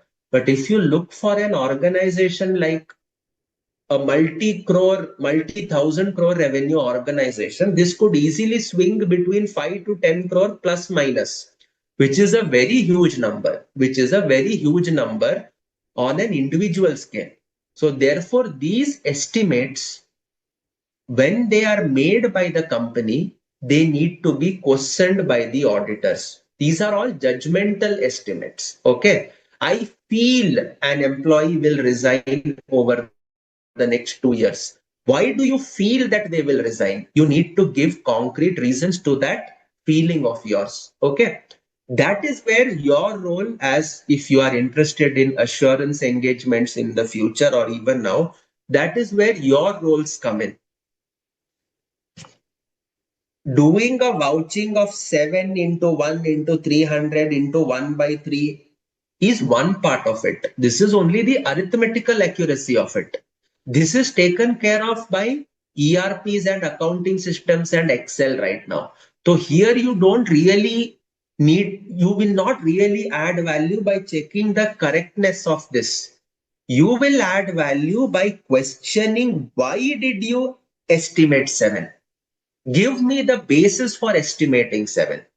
That is something which you need to question. That is something that you need to question. And in fact, there is one standard also, SA 540, auditing accounting estimates. This is an accounting estimate. When these estimates are there, you need to question the rationale behind those estimates. Yes. So there is no harm in using 7. You return to 8 also, there is no harm. You continue at 8 also, there is no harm. None of these questions, none of these estimates on a standalone basis are wrong.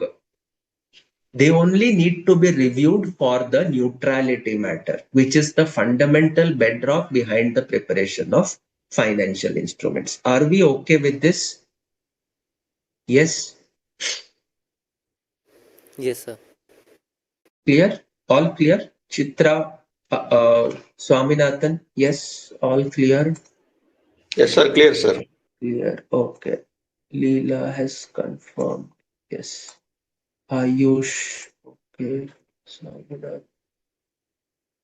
Yes. All right. So now this is done. Okay. So we have done with the accounting.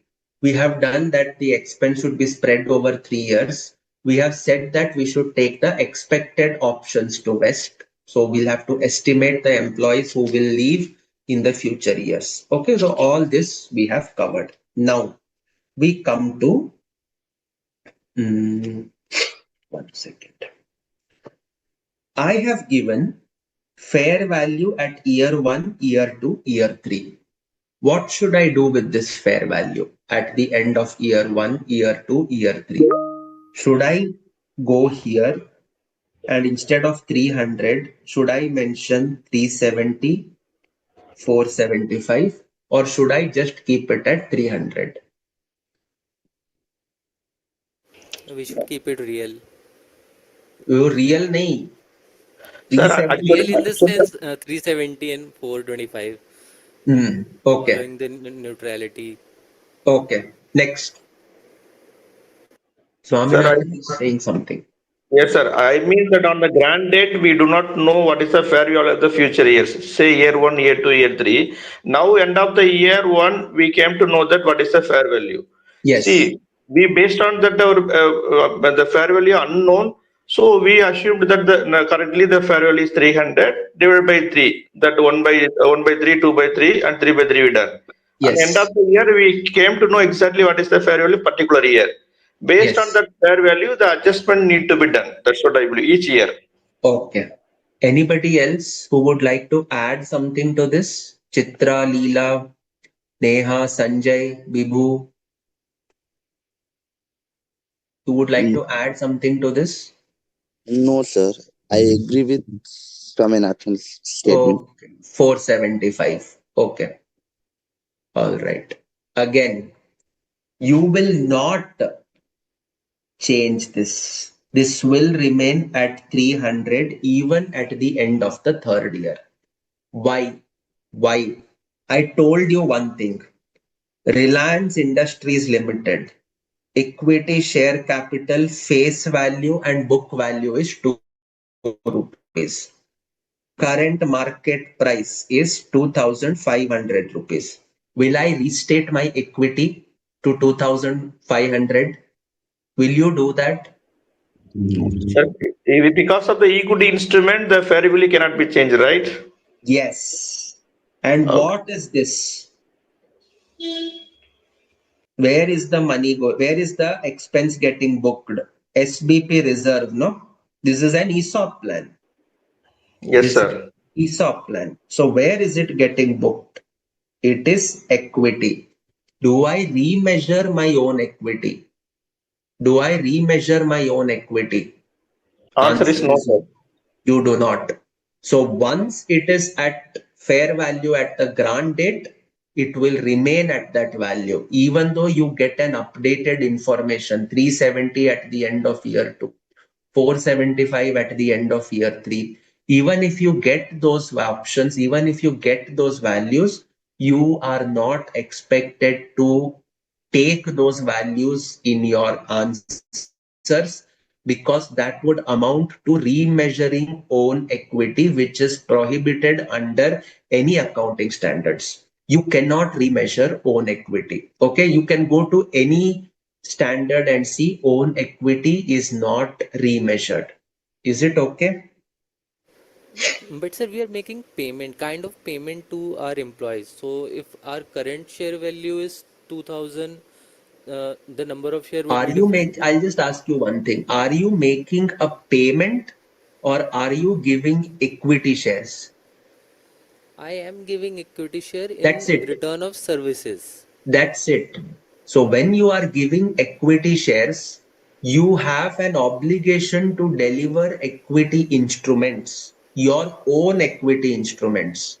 When you study financial instruments chapter, you will see that this is an obligation to give your equity instruments. Giving your equity instruments is in effect not making you liable for anything. What are you getting liable for? Tell me one thing. In effect, by giving equity instruments to your employees, is your liability increasing? Just my equity share capital. The liability is increasing by way of equity shares. liability increasing in the form of equity share capital. But tell me, in the truest sense, are you obligated to deliver cash to them? No, No, sir, sir. no. Even Suppose if our this company was, liquidate, suppose your company, after issuing the equity shares, it goes bankrupt. The value of that equity share drops to 50 paisa. Can the employee come and put you behind bars saying that you promised me and you did not fulfill it? They can put you behind bars for malpractices. But can they put you behind bars for saying you failed us through your stock option plan? No. no. When you are giving them stock options, you are inviting them to become shareholders, means you are inviting them to become part of the risk of running the organization. Yes or no? Yes, Yes, sir. sir. And therefore, you have not really taken up any obligation per se. It is an obligation in a layman's terms that you have to give them equity instruments. But ultimately, what are you doing? You are only giving them equity shares, right? Equity shares is the equivalent of saying, okay, come take stake in the company. That's about it. After that, I'm not obligated to give you anything. Yes or no? Yes, sir. Yes, sir. Right, sir. If there Agreed, is sir. profit, take share. If there is no profit, go to home, kind of Yes, thing. go home. आप ज्यादा से ज्यादा क्या बोल सकते हो उनको? If there is any malpractice, they can sue you. But as far as ESOPs are concerned, they even if your share is less than the value of paper on which you print the share certificate, if you give that share certificate, you have done your obligation. That's it. Okay, you have fulfilled your Yes, sir. obligation. That's it. Yeah, completely agree. Thank you, sir. Completely. Okay. So you cannot remeasure. So all these equity instruments, I'm talking only about stock option plan, where settlement happens in equity shares. Settlement happens in equity shares. Okay. Sir, So in case of settlement happens via cash, then it has to be revalued because there it represents actual outflow that will go from your pocket. Okay. So I'll come to that. I'll come to that. So these things you will ignore. Why? Cannot remeasure own equity. okay, Okay? sir. Now got it, sir. If it is a own equity settlement, there is no Yes. fair value consideration. Only granted whatever the fair value that consider it, you Yes. put the create the liabilities. Full stop. Yes. Yes. Absolutely. Yes. Okay.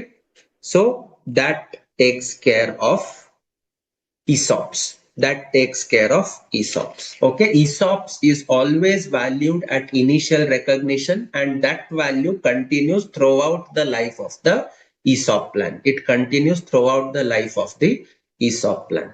Okay, now, now, okay. But sir, again, I am a bit confused. Can we take, since we are taking fair value at rupees 300, we can Yes. also take the face value since we are not remeasuring our equity shares? See again, what is it, beta? It is a barter. It is a barter. A barter is I am getting services and I am giving my own equity shares. Ideally, barter is accounted as what? As fair value of goods or services received or goods or services or instruments given, the fair value of that, whichever is more evident, More whichever is evident. clearer. Okay, in this case, I am getting services from employee. Employee के service का fair value, can you measure it? No, sir. No, Ayush, No, no, sir. suppose you are a CFO in X organization and they have given you an ESOP plan. If they have to measure the services that you will get, can they measure what you will give to the organization by say compare you with CFO of Reliance, CFO of Tata, CFO of Airtel? सबका average कर दो. Ayush is capable of all of them put together. Can they do that? No, You sir. cannot measure Ayush's fair value of services, right? But what am I giving Ayush? I am giving my own shares to Ayush. My own shares. Can I scientifically determine the fair value? Yes, sir. On the book Yes, value of the because assets. I have passed how my share price has moved. I have the pattern.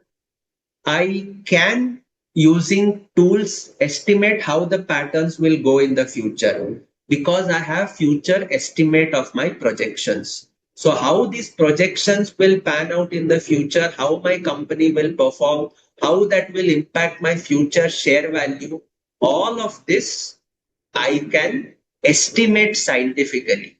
Yes. Yes, sir. And because I can measure it scientifically, the fair value of these options becomes more evident.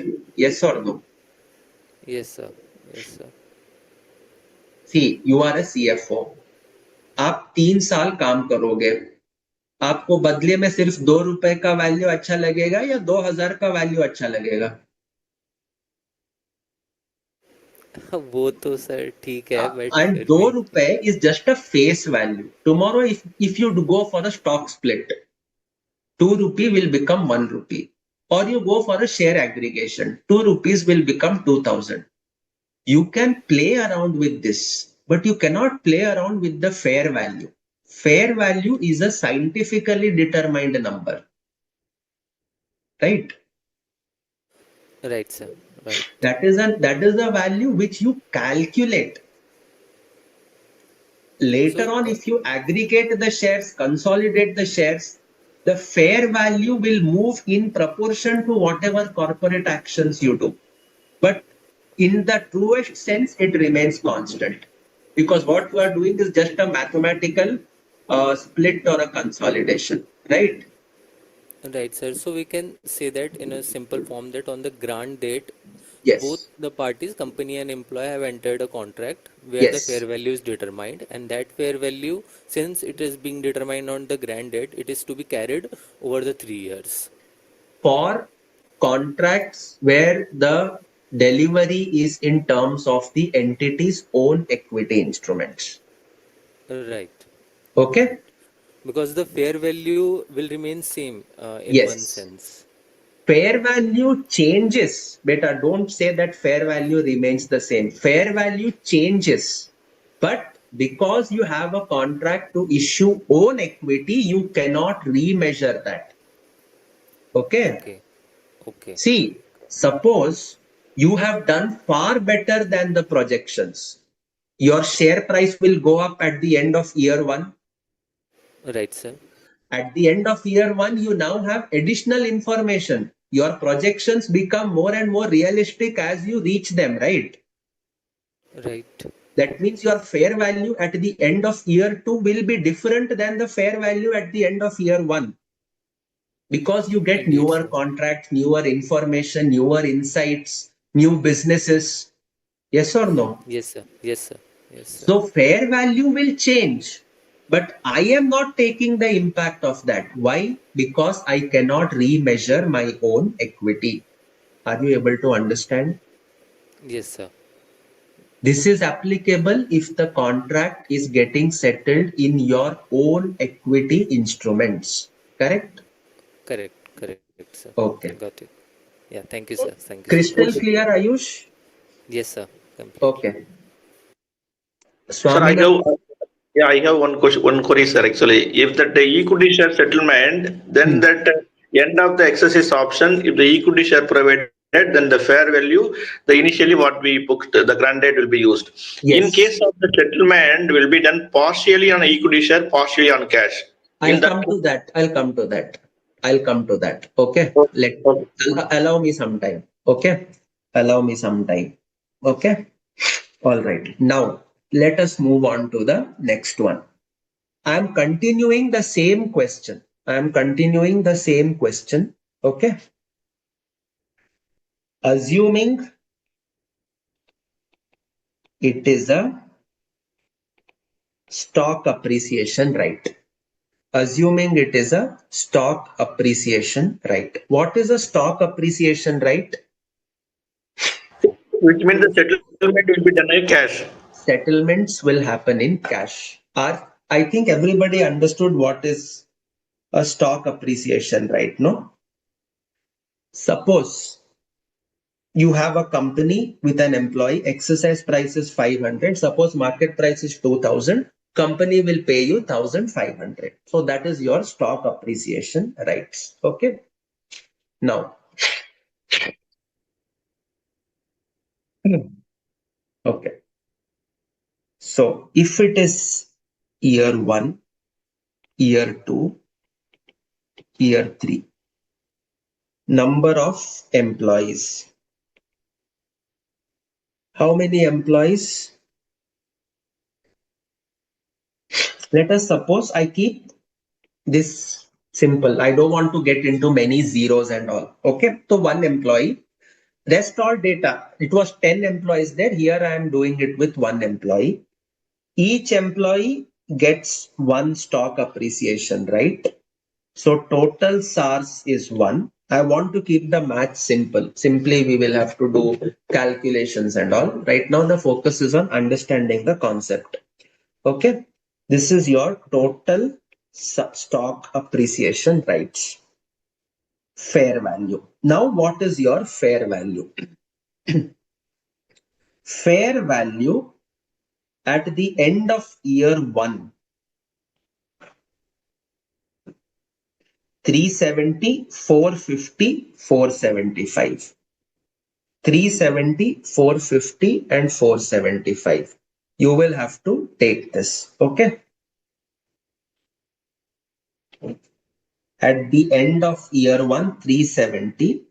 End of year 2, 450. End of year 3, 475. Is it okay? Are you now seeing the change which is happening? So this gives you total EBE. 370, 450, 475. Pro rata. This is for time. 1/3, 2/3, 3/3. So EBE till date. How much does this come to?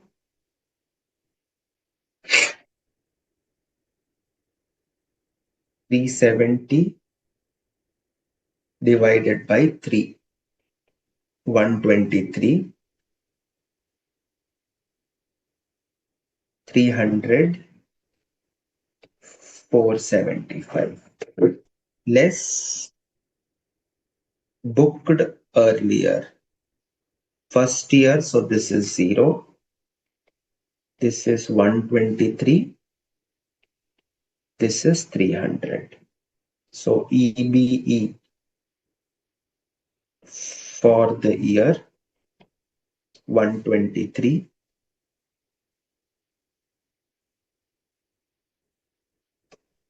177 and 175. This is what you are going to book. Are you able to follow? Yes, sir. But here that the granted fair value, there is no role to play. The grant date fair value will have no role to play in this particular case, in this example specifically. In Okay? SAR. Yes. Or actually it does have a role to play. This is end of year 1, right? Okay. This is end of year 1. End Yes, of sir. year 2, end of year 3. Actually, you have to book something on the grant date, right? Because you are entering into the contract. So for that purpose, on the grant date, you can pass one more entry, taking 300 as the fair value. Okay, then it would be year 1 would have to pass, year 2 would have to pass, year 3 would have to pass in totality. But in this case, we already have year end fair value, so we can take that, no problem. Is it okay? Okay, so which means at the year starting, if we have the SAR plan, that the year beginning fair value will be considered, accordingly we will estimate. Yes, Then yes, we will adjust accordingly based on the end of the year fair value. yes, absolutely right. Absolutely right. Okay. Okay, got it, sir. Yes. Leela, Bibu, Sanjay, Neha, all clear? Ayush? Yes, sir. Clear. Clear. Okay. Now, let us go ahead.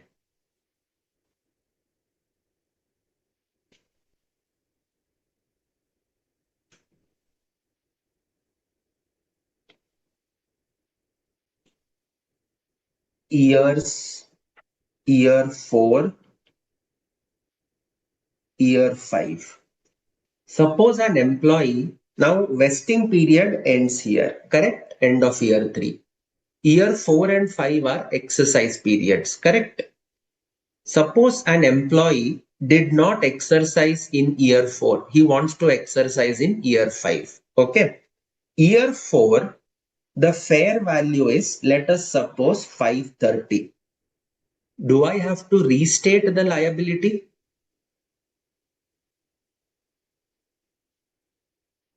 One, 530, 530. Do I have to restate the No, sir. liability? Come on. No. No, sir. No, sir. You have to restate, beta. You have to restate. You have to restate. Why? Because this is a stock option plan. This is a stock appreciation right. With every change in the market price, your fair value is undergoing a change. Today, at the end of year 4, if your employee does not exercise the plan, does not exercise his right, that means what? You are carrying a liability payable to the employee. Yes or no? Bolo, if he Yes, has not sir. exercised at the end of year 5, year 4, are we still carrying his liability? Yeah, because the next year people will exercise. Yes. So if he has not exercised at the end of year 4, that unexercised right represents my obligation to deliver cash. Ayush? Yes, sir. But contract was only for 3 years. I was only Contract liable is to not pay. for 3 years. Contract is for 3 plus 2. Contract is for 3 plus 2. That means what? 3 years वो काम करेगा. Years 4 and 5 he will exercise. But the share price is going up and going up and going up.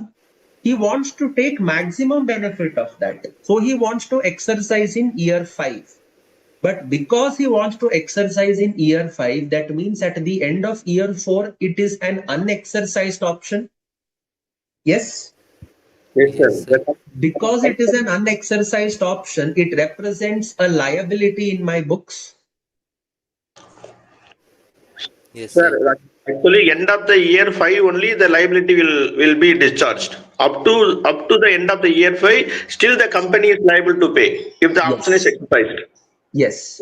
So at end of year 4, though there is no obligation because the employee has not technically exercised his right, by virtue of the contract, am I obligated to give cash to him?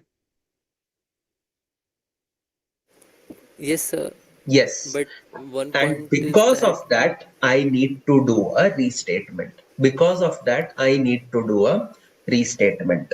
That restatement will happen for 55 rupees. I will pass the entry employee benefit expense account debit to SBP liability 55. I will explain another case. Okay. You will understand it better. Okay. Suppose I buy goods worth $1,000 when the exchange rate was 80. So on the date of purchase, it is worth 80,000. At the year end, the rate moved to 83.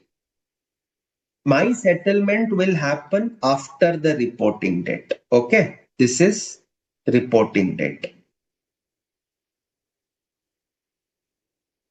Do I restate this liability, Ayush? Ayush, Yes, sir. We should restate why do you this. restate? Because your obligation is actually worth 83,000. 83 now, right? Yes. So Yes, for sir. the simple reason, my obligation, which was 475 at end of year 3, is actually 530 at the end of year 4. I need to restate to show that my obligation is worth 540 rupees. Okay? Okay, okay. So this is a special feature of SARS contract that Yes. we have to restate it You have to until the restate lapse at of every reporting exercise date, period. whether it is in the vesting period, whether it is in the exercise period. Restatement will happen at every reporting date until the contract expires or the SAR is exercised. Right. Okay, sir. Got Yes, it. Yes, sir. We remeasure only in the case of SARs, not in the yes, case of this happens only in the case of SARs, stock appreciation rights.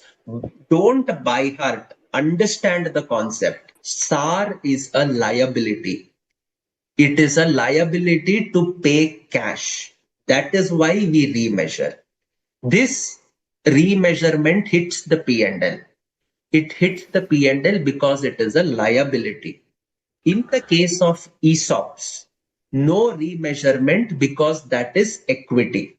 Here, all these cases, years 1 to 3, the entry will be employee benefit expense account debit to SBP liability. Okay. It will be to SBP liability. Are we able to understand?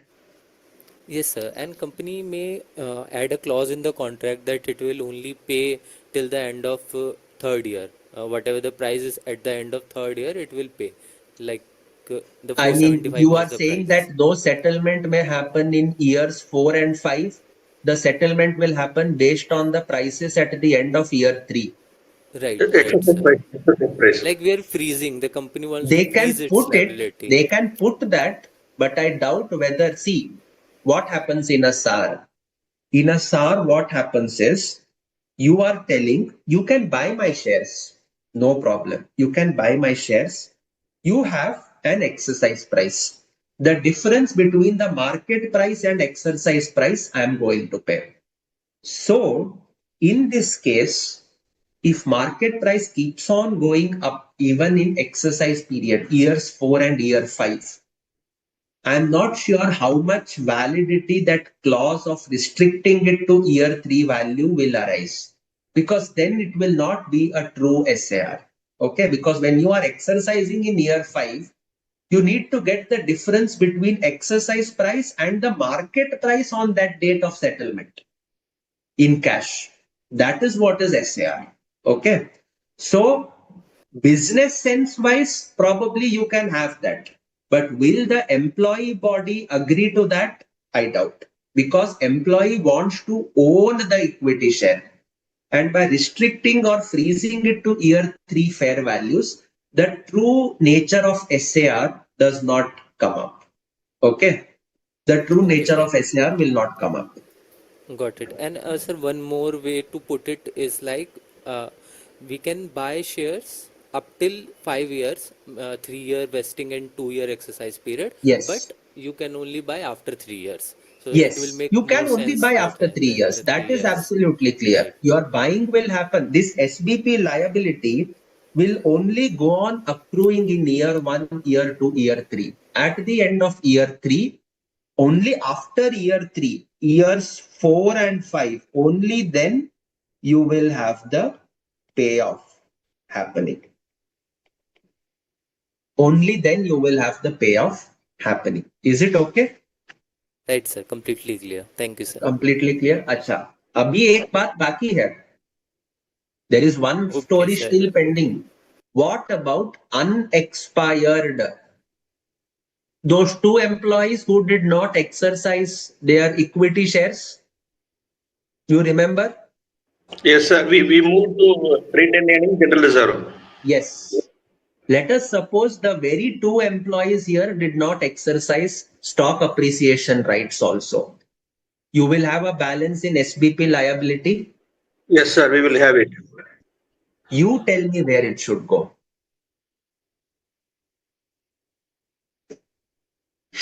If you have understood that, you should be able to understand this. That should go Where to should that PNL. SBP liability go? Girls, did you understand? Chitra, the question, did you understand? Should go to PNL. It will go to the P&L, sir, because no, it's a liability. Yes. What about Chitra? What do you think? Where should it go? P&L or reserves?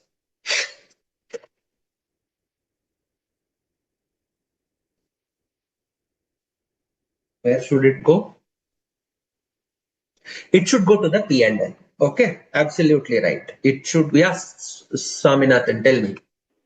Sir, can I understand like this? In the equity settlement in the SAR, equity settlement is a non-monetary item, so it will be measured at the fair value at the beginning of the year. Then there is no remeasurement will happen. Since the SAR is a monetary item, the revaluation is happening on the each reporting date.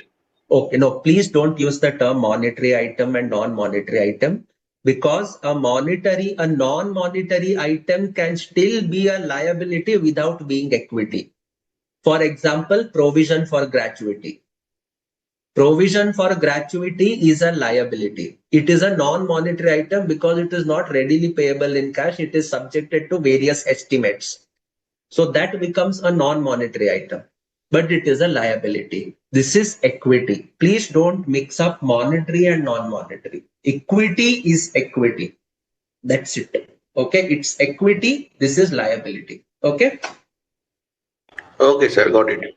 Monetary items are those items which are readily convertible into cash or cash equivalents without any major impact on the liquidity or change in the values. Okay. For example, loans, overdrafts, borrowings, debentures. Asset side, it will have your receivables, trade payables. These are all known amounts of cash. Whereas provisions, fixed assets, inventories, these are all non-monetary items. Okay. So don't bring that picture here. Treat it as equity and liability. Liability should always be measured at fair value. You can take that. Okay. So unexpired stock appreciation rights, you will move it to SBP liability to P&L. That is, you can credit the EBE. Employee benefit expense will be largely debit. Usme you can give the credit. Okay, you can give a credit to EB. They are not shareholders, they are liabilities. So you will credit it to the P&L as an operating item. Is it okay? Chitra, did you follow? Yes. Okay. So yeah. So I think you had asked a question. Till the exercise period, we have to remeasure. Answer is yes. You will have to remeasure. Yes. Vibhu, Sanjay, Neha, all clear? So I have a question on this. Why would SBP liability go to P&L? That's what. In this case, Unexpired SR. yes, the unexpired SARs, like those two employees who did not exercise the SAR, okay, they are, it is like, how do I say? Okay, suppose you have taken a service from somebody, okay, suppose किसी से consultancy लिया आपने, okay, you have taken a consultancy. So you will be booking the entry professional consultancy account debit to creditors account, okay. After 3 years also that person did not turn up for the money. Then you came to know he passed away.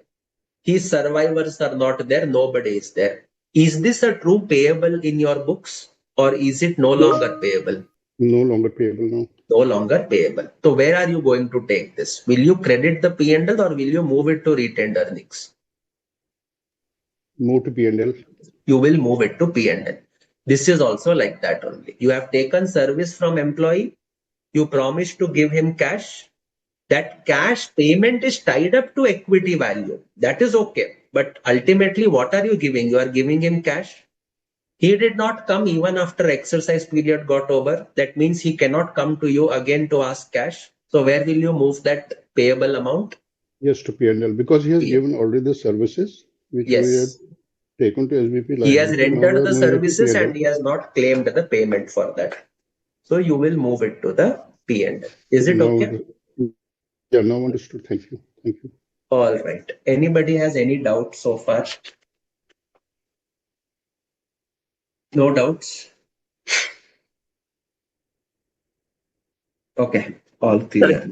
Clear one doubt, sir. On that ESOPs, on the share settlement, we are creating reserve, SPP reserve account. Yes. Here, SAR also, we are using the same reserve account. Is there any differentiation on that? No. I'm not using reserve account. Where I'm using reserve? I'm No, using no. SPP liability. Okay. I wrongly understood then. Yeah. You will be creating SBP liability, not SBP reserve. This is a liability. This will sit under liabilities. SBP reserve will sit under other equity. Okay. Be very Okay, sir. clear. Okay. I got it. All Thank right. you. Fine. Okay. So with that, I think major of our points of discussion is kind of complete for today. You would want a small break, or we just continue for another 5-10 minutes and wind up the session? Yes, we can continue. We can continue, no? Okay. So what I want you guys to do is, see, I have given you uh, this sheet. Have you received the materials? Are you able to download the material? I did not check, Yes, sir. We'll check it out. I It did is not check. it is there on this. You just have to check. 1 second. I think on your BOS live it is there. Okay, just have a look at that. Okay. Note section, one document is there. Assignment section, one more document is there. In the assignment section, you should be in a position to do this question. You should be in a position to do this question. Okay. It's exactly the same. Okay. I have used the same notings, same format, same template in whatever explanations I have given today. You should be in a position to do this. You should be in a position to do this question. Okay.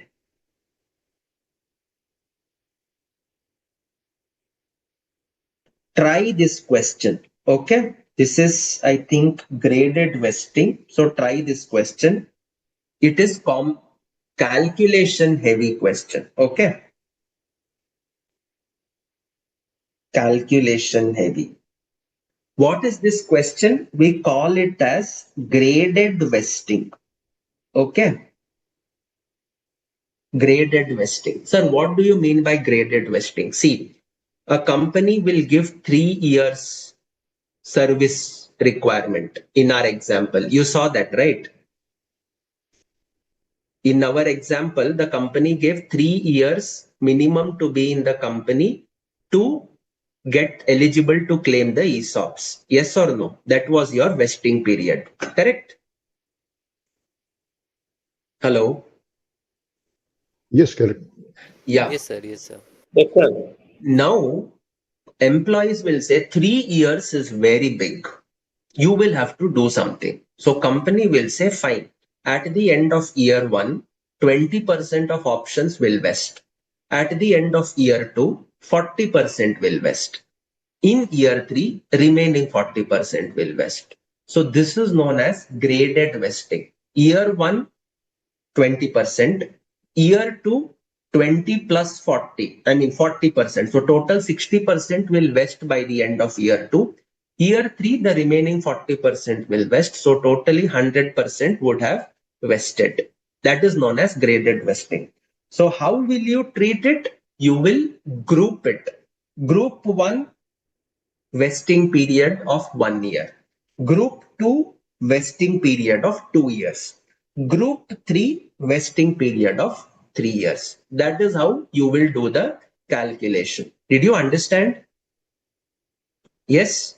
So basically, though the question is one, this gets divided into 6 questions. Okay.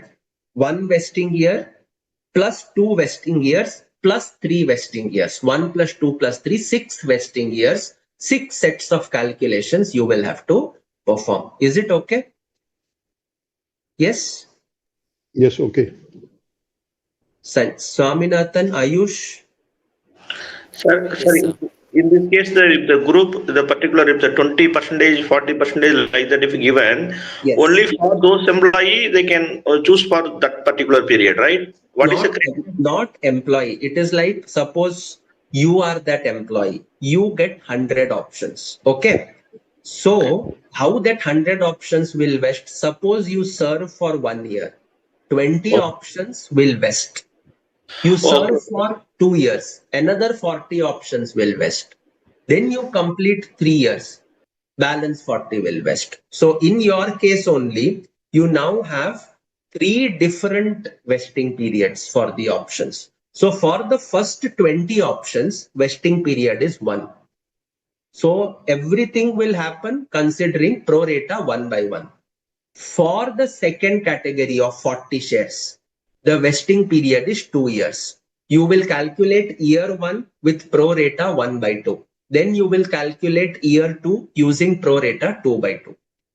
Year 3, third category, like remaining 40 shares. Remaining 40 shares, what are you going to do? Pro rata in the first year 1 by 3, pro rata in the second year 2 by 3, pro rata in the third year 3 by 3. So the total employee expense for year 1 will be 20 options 1 by 1, 40 options prorated 1 by 2, 40 options prorated 1 by 3. Are you able to follow?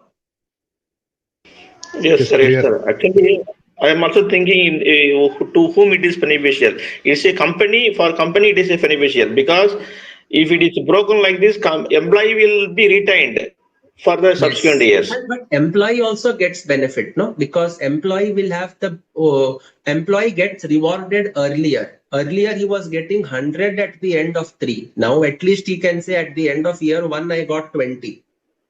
Right? Yeah, If understood.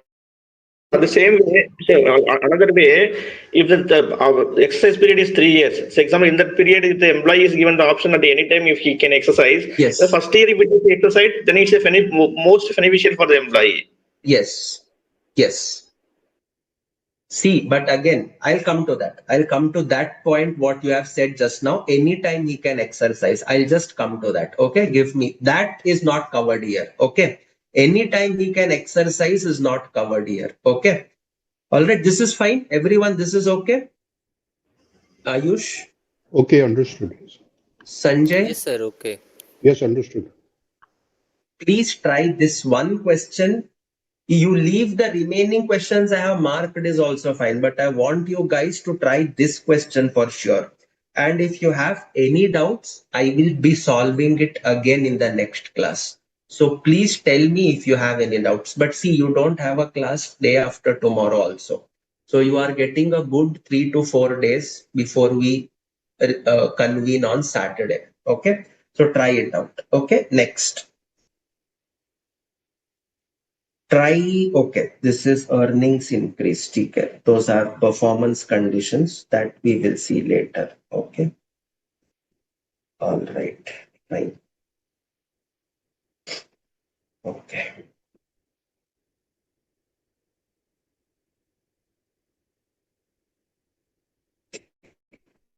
Yeah. Okay. Okay. And theta holding. Okay.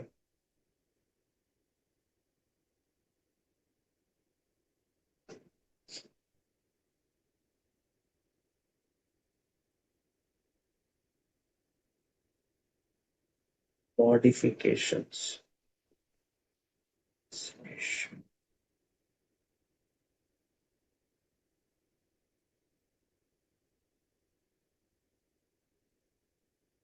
Okay. Fine. You can try these questions. Remaining, I think they are all new concepts. These SARs I was looking at. Okay. Amendment and SARs we'll do in the next one. I have given heading as SAR on top. So you can try question 70, this illustration too. You should be in a position to try this also, because we have done quite a bit. You should be in a position to try this, this, this. Yeah. SARs, you should be in a position to try all questions. Okay. Can you do this for me? Yes, sir, will do, sir. Yes, Ayush, Yes, sir. Chitra. Yes, sir. Yeah. Solutions are also there. So please first try by yourself and then move back to referring the solutions. Okay. All right. So that takes care of this presentation. See, now coming to the presentation, what all we have covered. I have told you what is a share-based payment transaction. Receives goods or services, obligation to settle the transaction in a share-based payment arrangement. This is SBPT. SBPA, what it is? It is an agreement. Okay. These are certain examples. We have discussed all of them. Who is a counterparty? It is employee or others providing services or parties other than employees. These only could be, that is vendors. Okay. What do you mean by vest? We have covered. What is vesting period? We have seen. Exercise period we have seen. Fair value we have seen. Intrinsic value we have seen. This is pending. Vesting condition is pending. We will see it in the later. But even in vesting condition, this is what we have covered. Service condition. They have to be in service for 3 years. That is a vesting condition, a service condition. You have to serve the organization for a period of 3 years. So service condition. This is what we have covered. Requires counterparty to complete a specified period of service. Okay. If the counterparty ceases to provide service, it has failed to satisfy. And there is no performance target to be met. So service condition हमने कर लिया. We have done that. Those 3 years, all examples what we saw, these are all nothing but service conditions. Okay. Performance condition not yet done. So you can push that aside. We will see in the next session. So service condition you can see. That is what performance conditions we leave. We will not look at it right now. Study module, you can go through these examples. This is just for your uh, own what you can say, refreshing the thing. Grant date we have seen. Analysis of grant date you can go through. Measurement date we have seen. Fair value at the grant date and measurement date. Okay, for transactions with employees, measurement date equals the grant date. We have seen 300 in our example, fair value. Other part for parties other than employees, where you receive the goods or services, measurement date is the date on which entity obtains the goods. This we are formally yet to see, but it is common sense. Okay. So this you can see scope of Ind AS 102, equity settled, cash settled. These two we have already gone through. Share-based payments with cash alternatives we will have to see. Some of these transactions are excluded. Okay. So you can go through this. Recognition, debit, asset or expense we have seen. If the employees are working on a project which is giving rise to a capital asset, we will debit the asset. Credit equity, that is SBP reserve. Credit liability, SBP liability. We have seen that. Yes. Fair enough. Okay. Recognition, counterparty provides goods or services, entity settles in cash or equity. Services consumed, goods used or consumed immediately, sold at a later date, etc., etc. Recognize expense or assets as applicable. Anything you people are finding different from what we have discussed? Yes.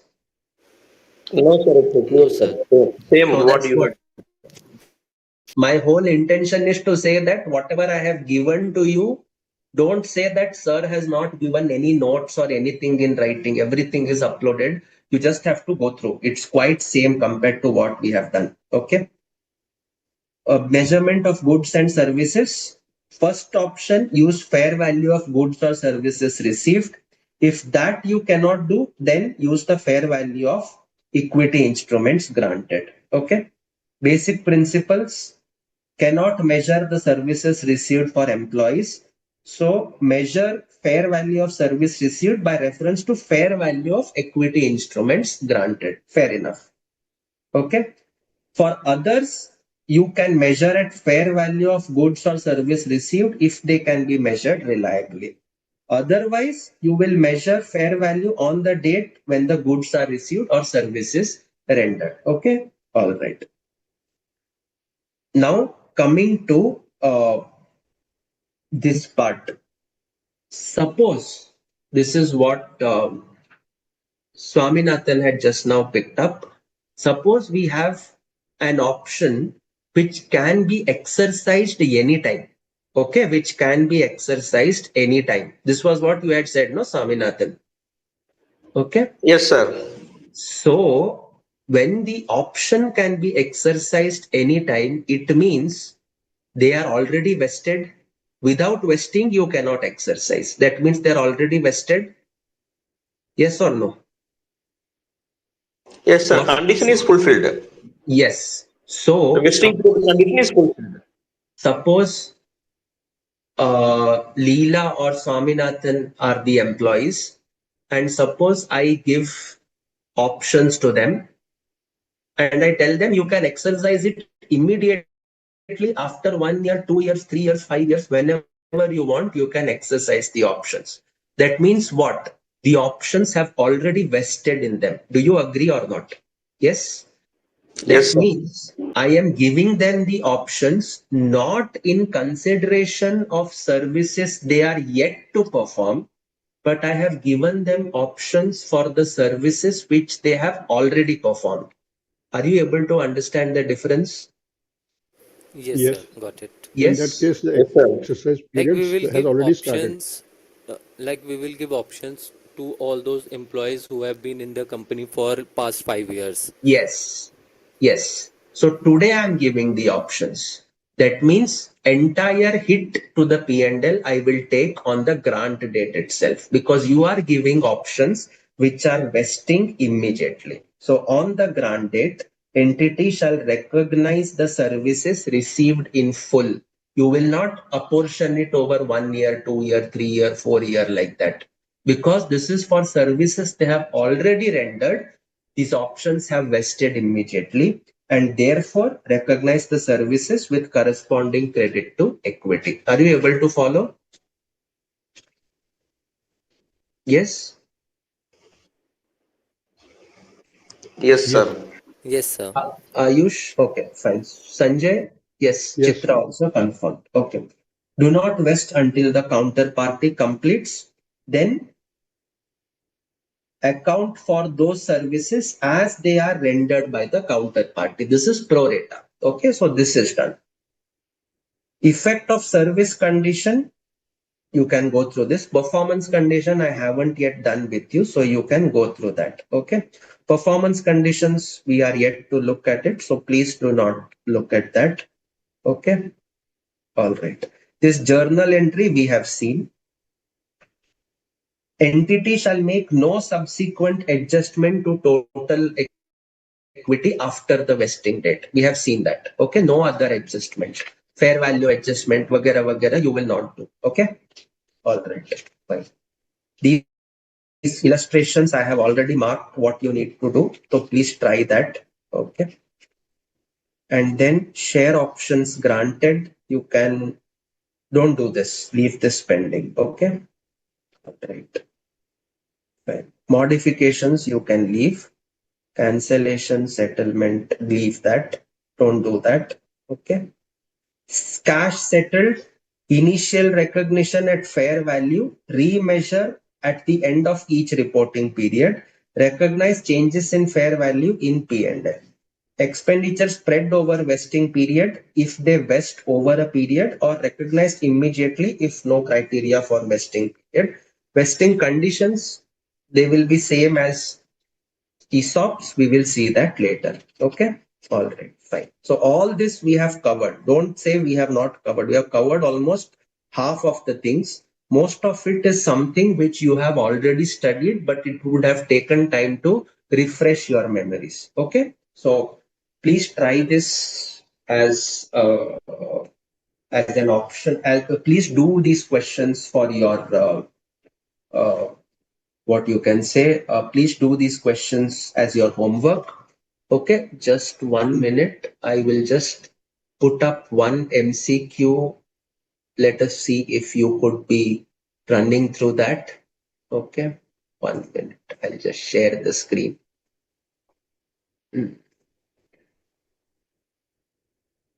Just a minute. Is there an option to share screen? Is the screen visible? Yeah. Are you guys able to see the screen? Okay. Please Yes, sir. try this Yes, sir. one question. Okay. Try this one question. Okay.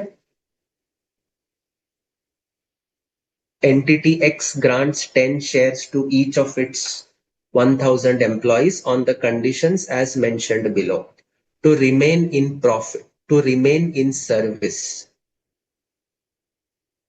You can ignore that entity's PAT reaching to INR 900 million. That will reach. Okay. So you can just assume that it is going to reach. So just treat that they have to remain in service for 3 years. Okay. Fair value at grant date 100. Employees expected for vesting by first year 97%, 95% by second year, finally 93% by third year. Calculate expense in year 3. You should ideally be doing this in 2 minutes. Okay, just try this out. I'll be back. Okay, just try this out.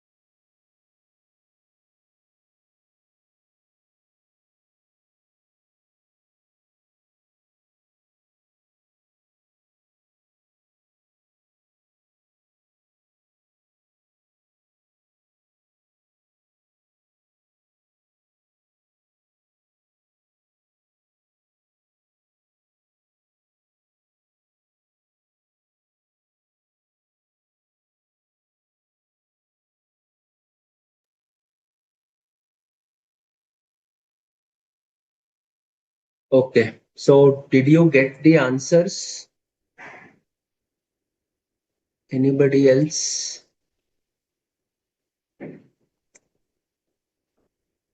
Okay, so let us see how this works. Okay, 1 second. Okay, so you can see here, you will have to year 1, year 2, year 3.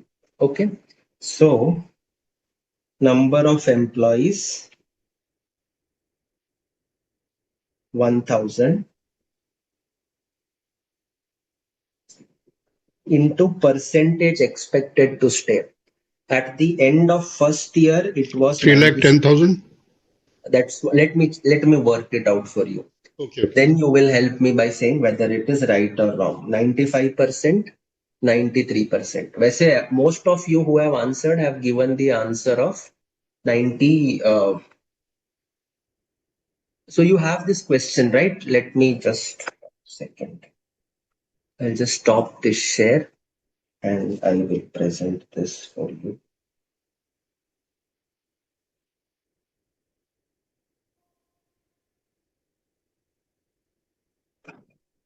Okay. So number of employees 1000. The percentage of employees expected to stay. Expected to stay. So this would make it 970, 950, 930 multiplied by options per employee. 10 options per employee, right? Yes. Total options 9,700, 9,500, 9,300. Correct? Yes. Multiplied by fair value per option. What is the fair value per option? 100 at the grant date. So total EBE till date. How many of you had done till this part correct? Yes, sir. Yes, sir, I 9 can lakh answer. 70, 9 lakh 50, 9 lakh 30. Pro rata. 1/3, 2/3, 3/3. This is gone a little. Just a minute.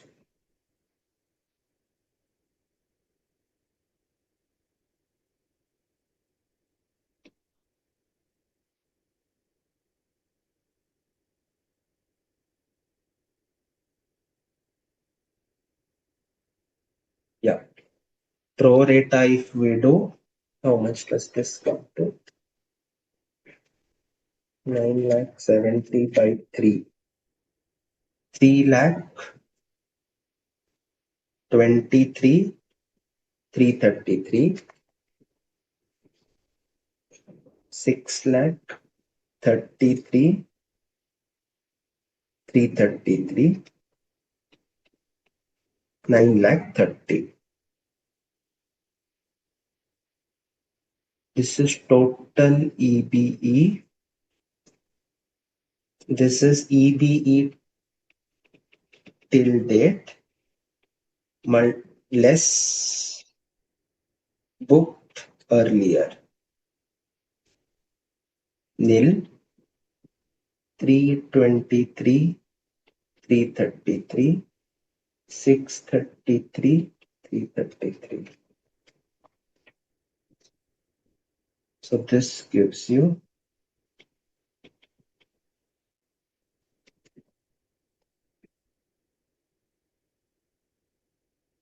3,10,000.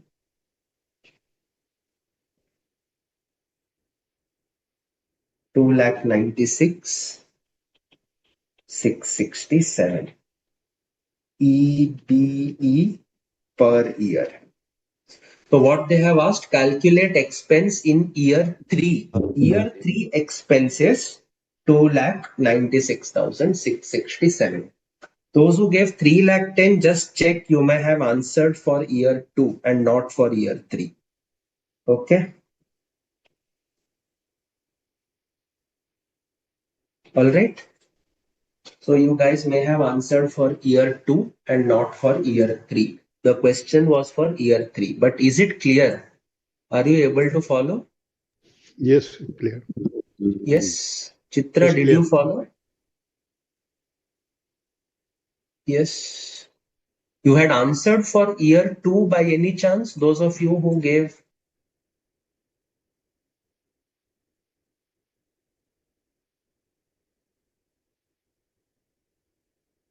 Okay. All right. So be careful when you guys are attempting. Okay. Just read the question thoroughly. Okay. All right. So with that, I think we conclude today's session. All right, we shall again meet up on Saturday. Okay, that's it from my side. We should, yeah, that's right. So we should again catch up on Saturday. Okay. All right. Thanks, everyone. Please do let me know if you need any other improvements or any other changes to the way of teaching. Okay. We'll be happy to incorporate. Okay. All right then. Thanks, everyone. Thank you. See you. Have a good day. Thank you so much, sir. Thank you. Thank you so much, Thanks. sir, for Thanks. the Thank context you. clarification. Thanks, everyone. Thank you. Thank you. Yeah. Have a great day, sir. Have a good day. Thank you. Yes. Session over. Thank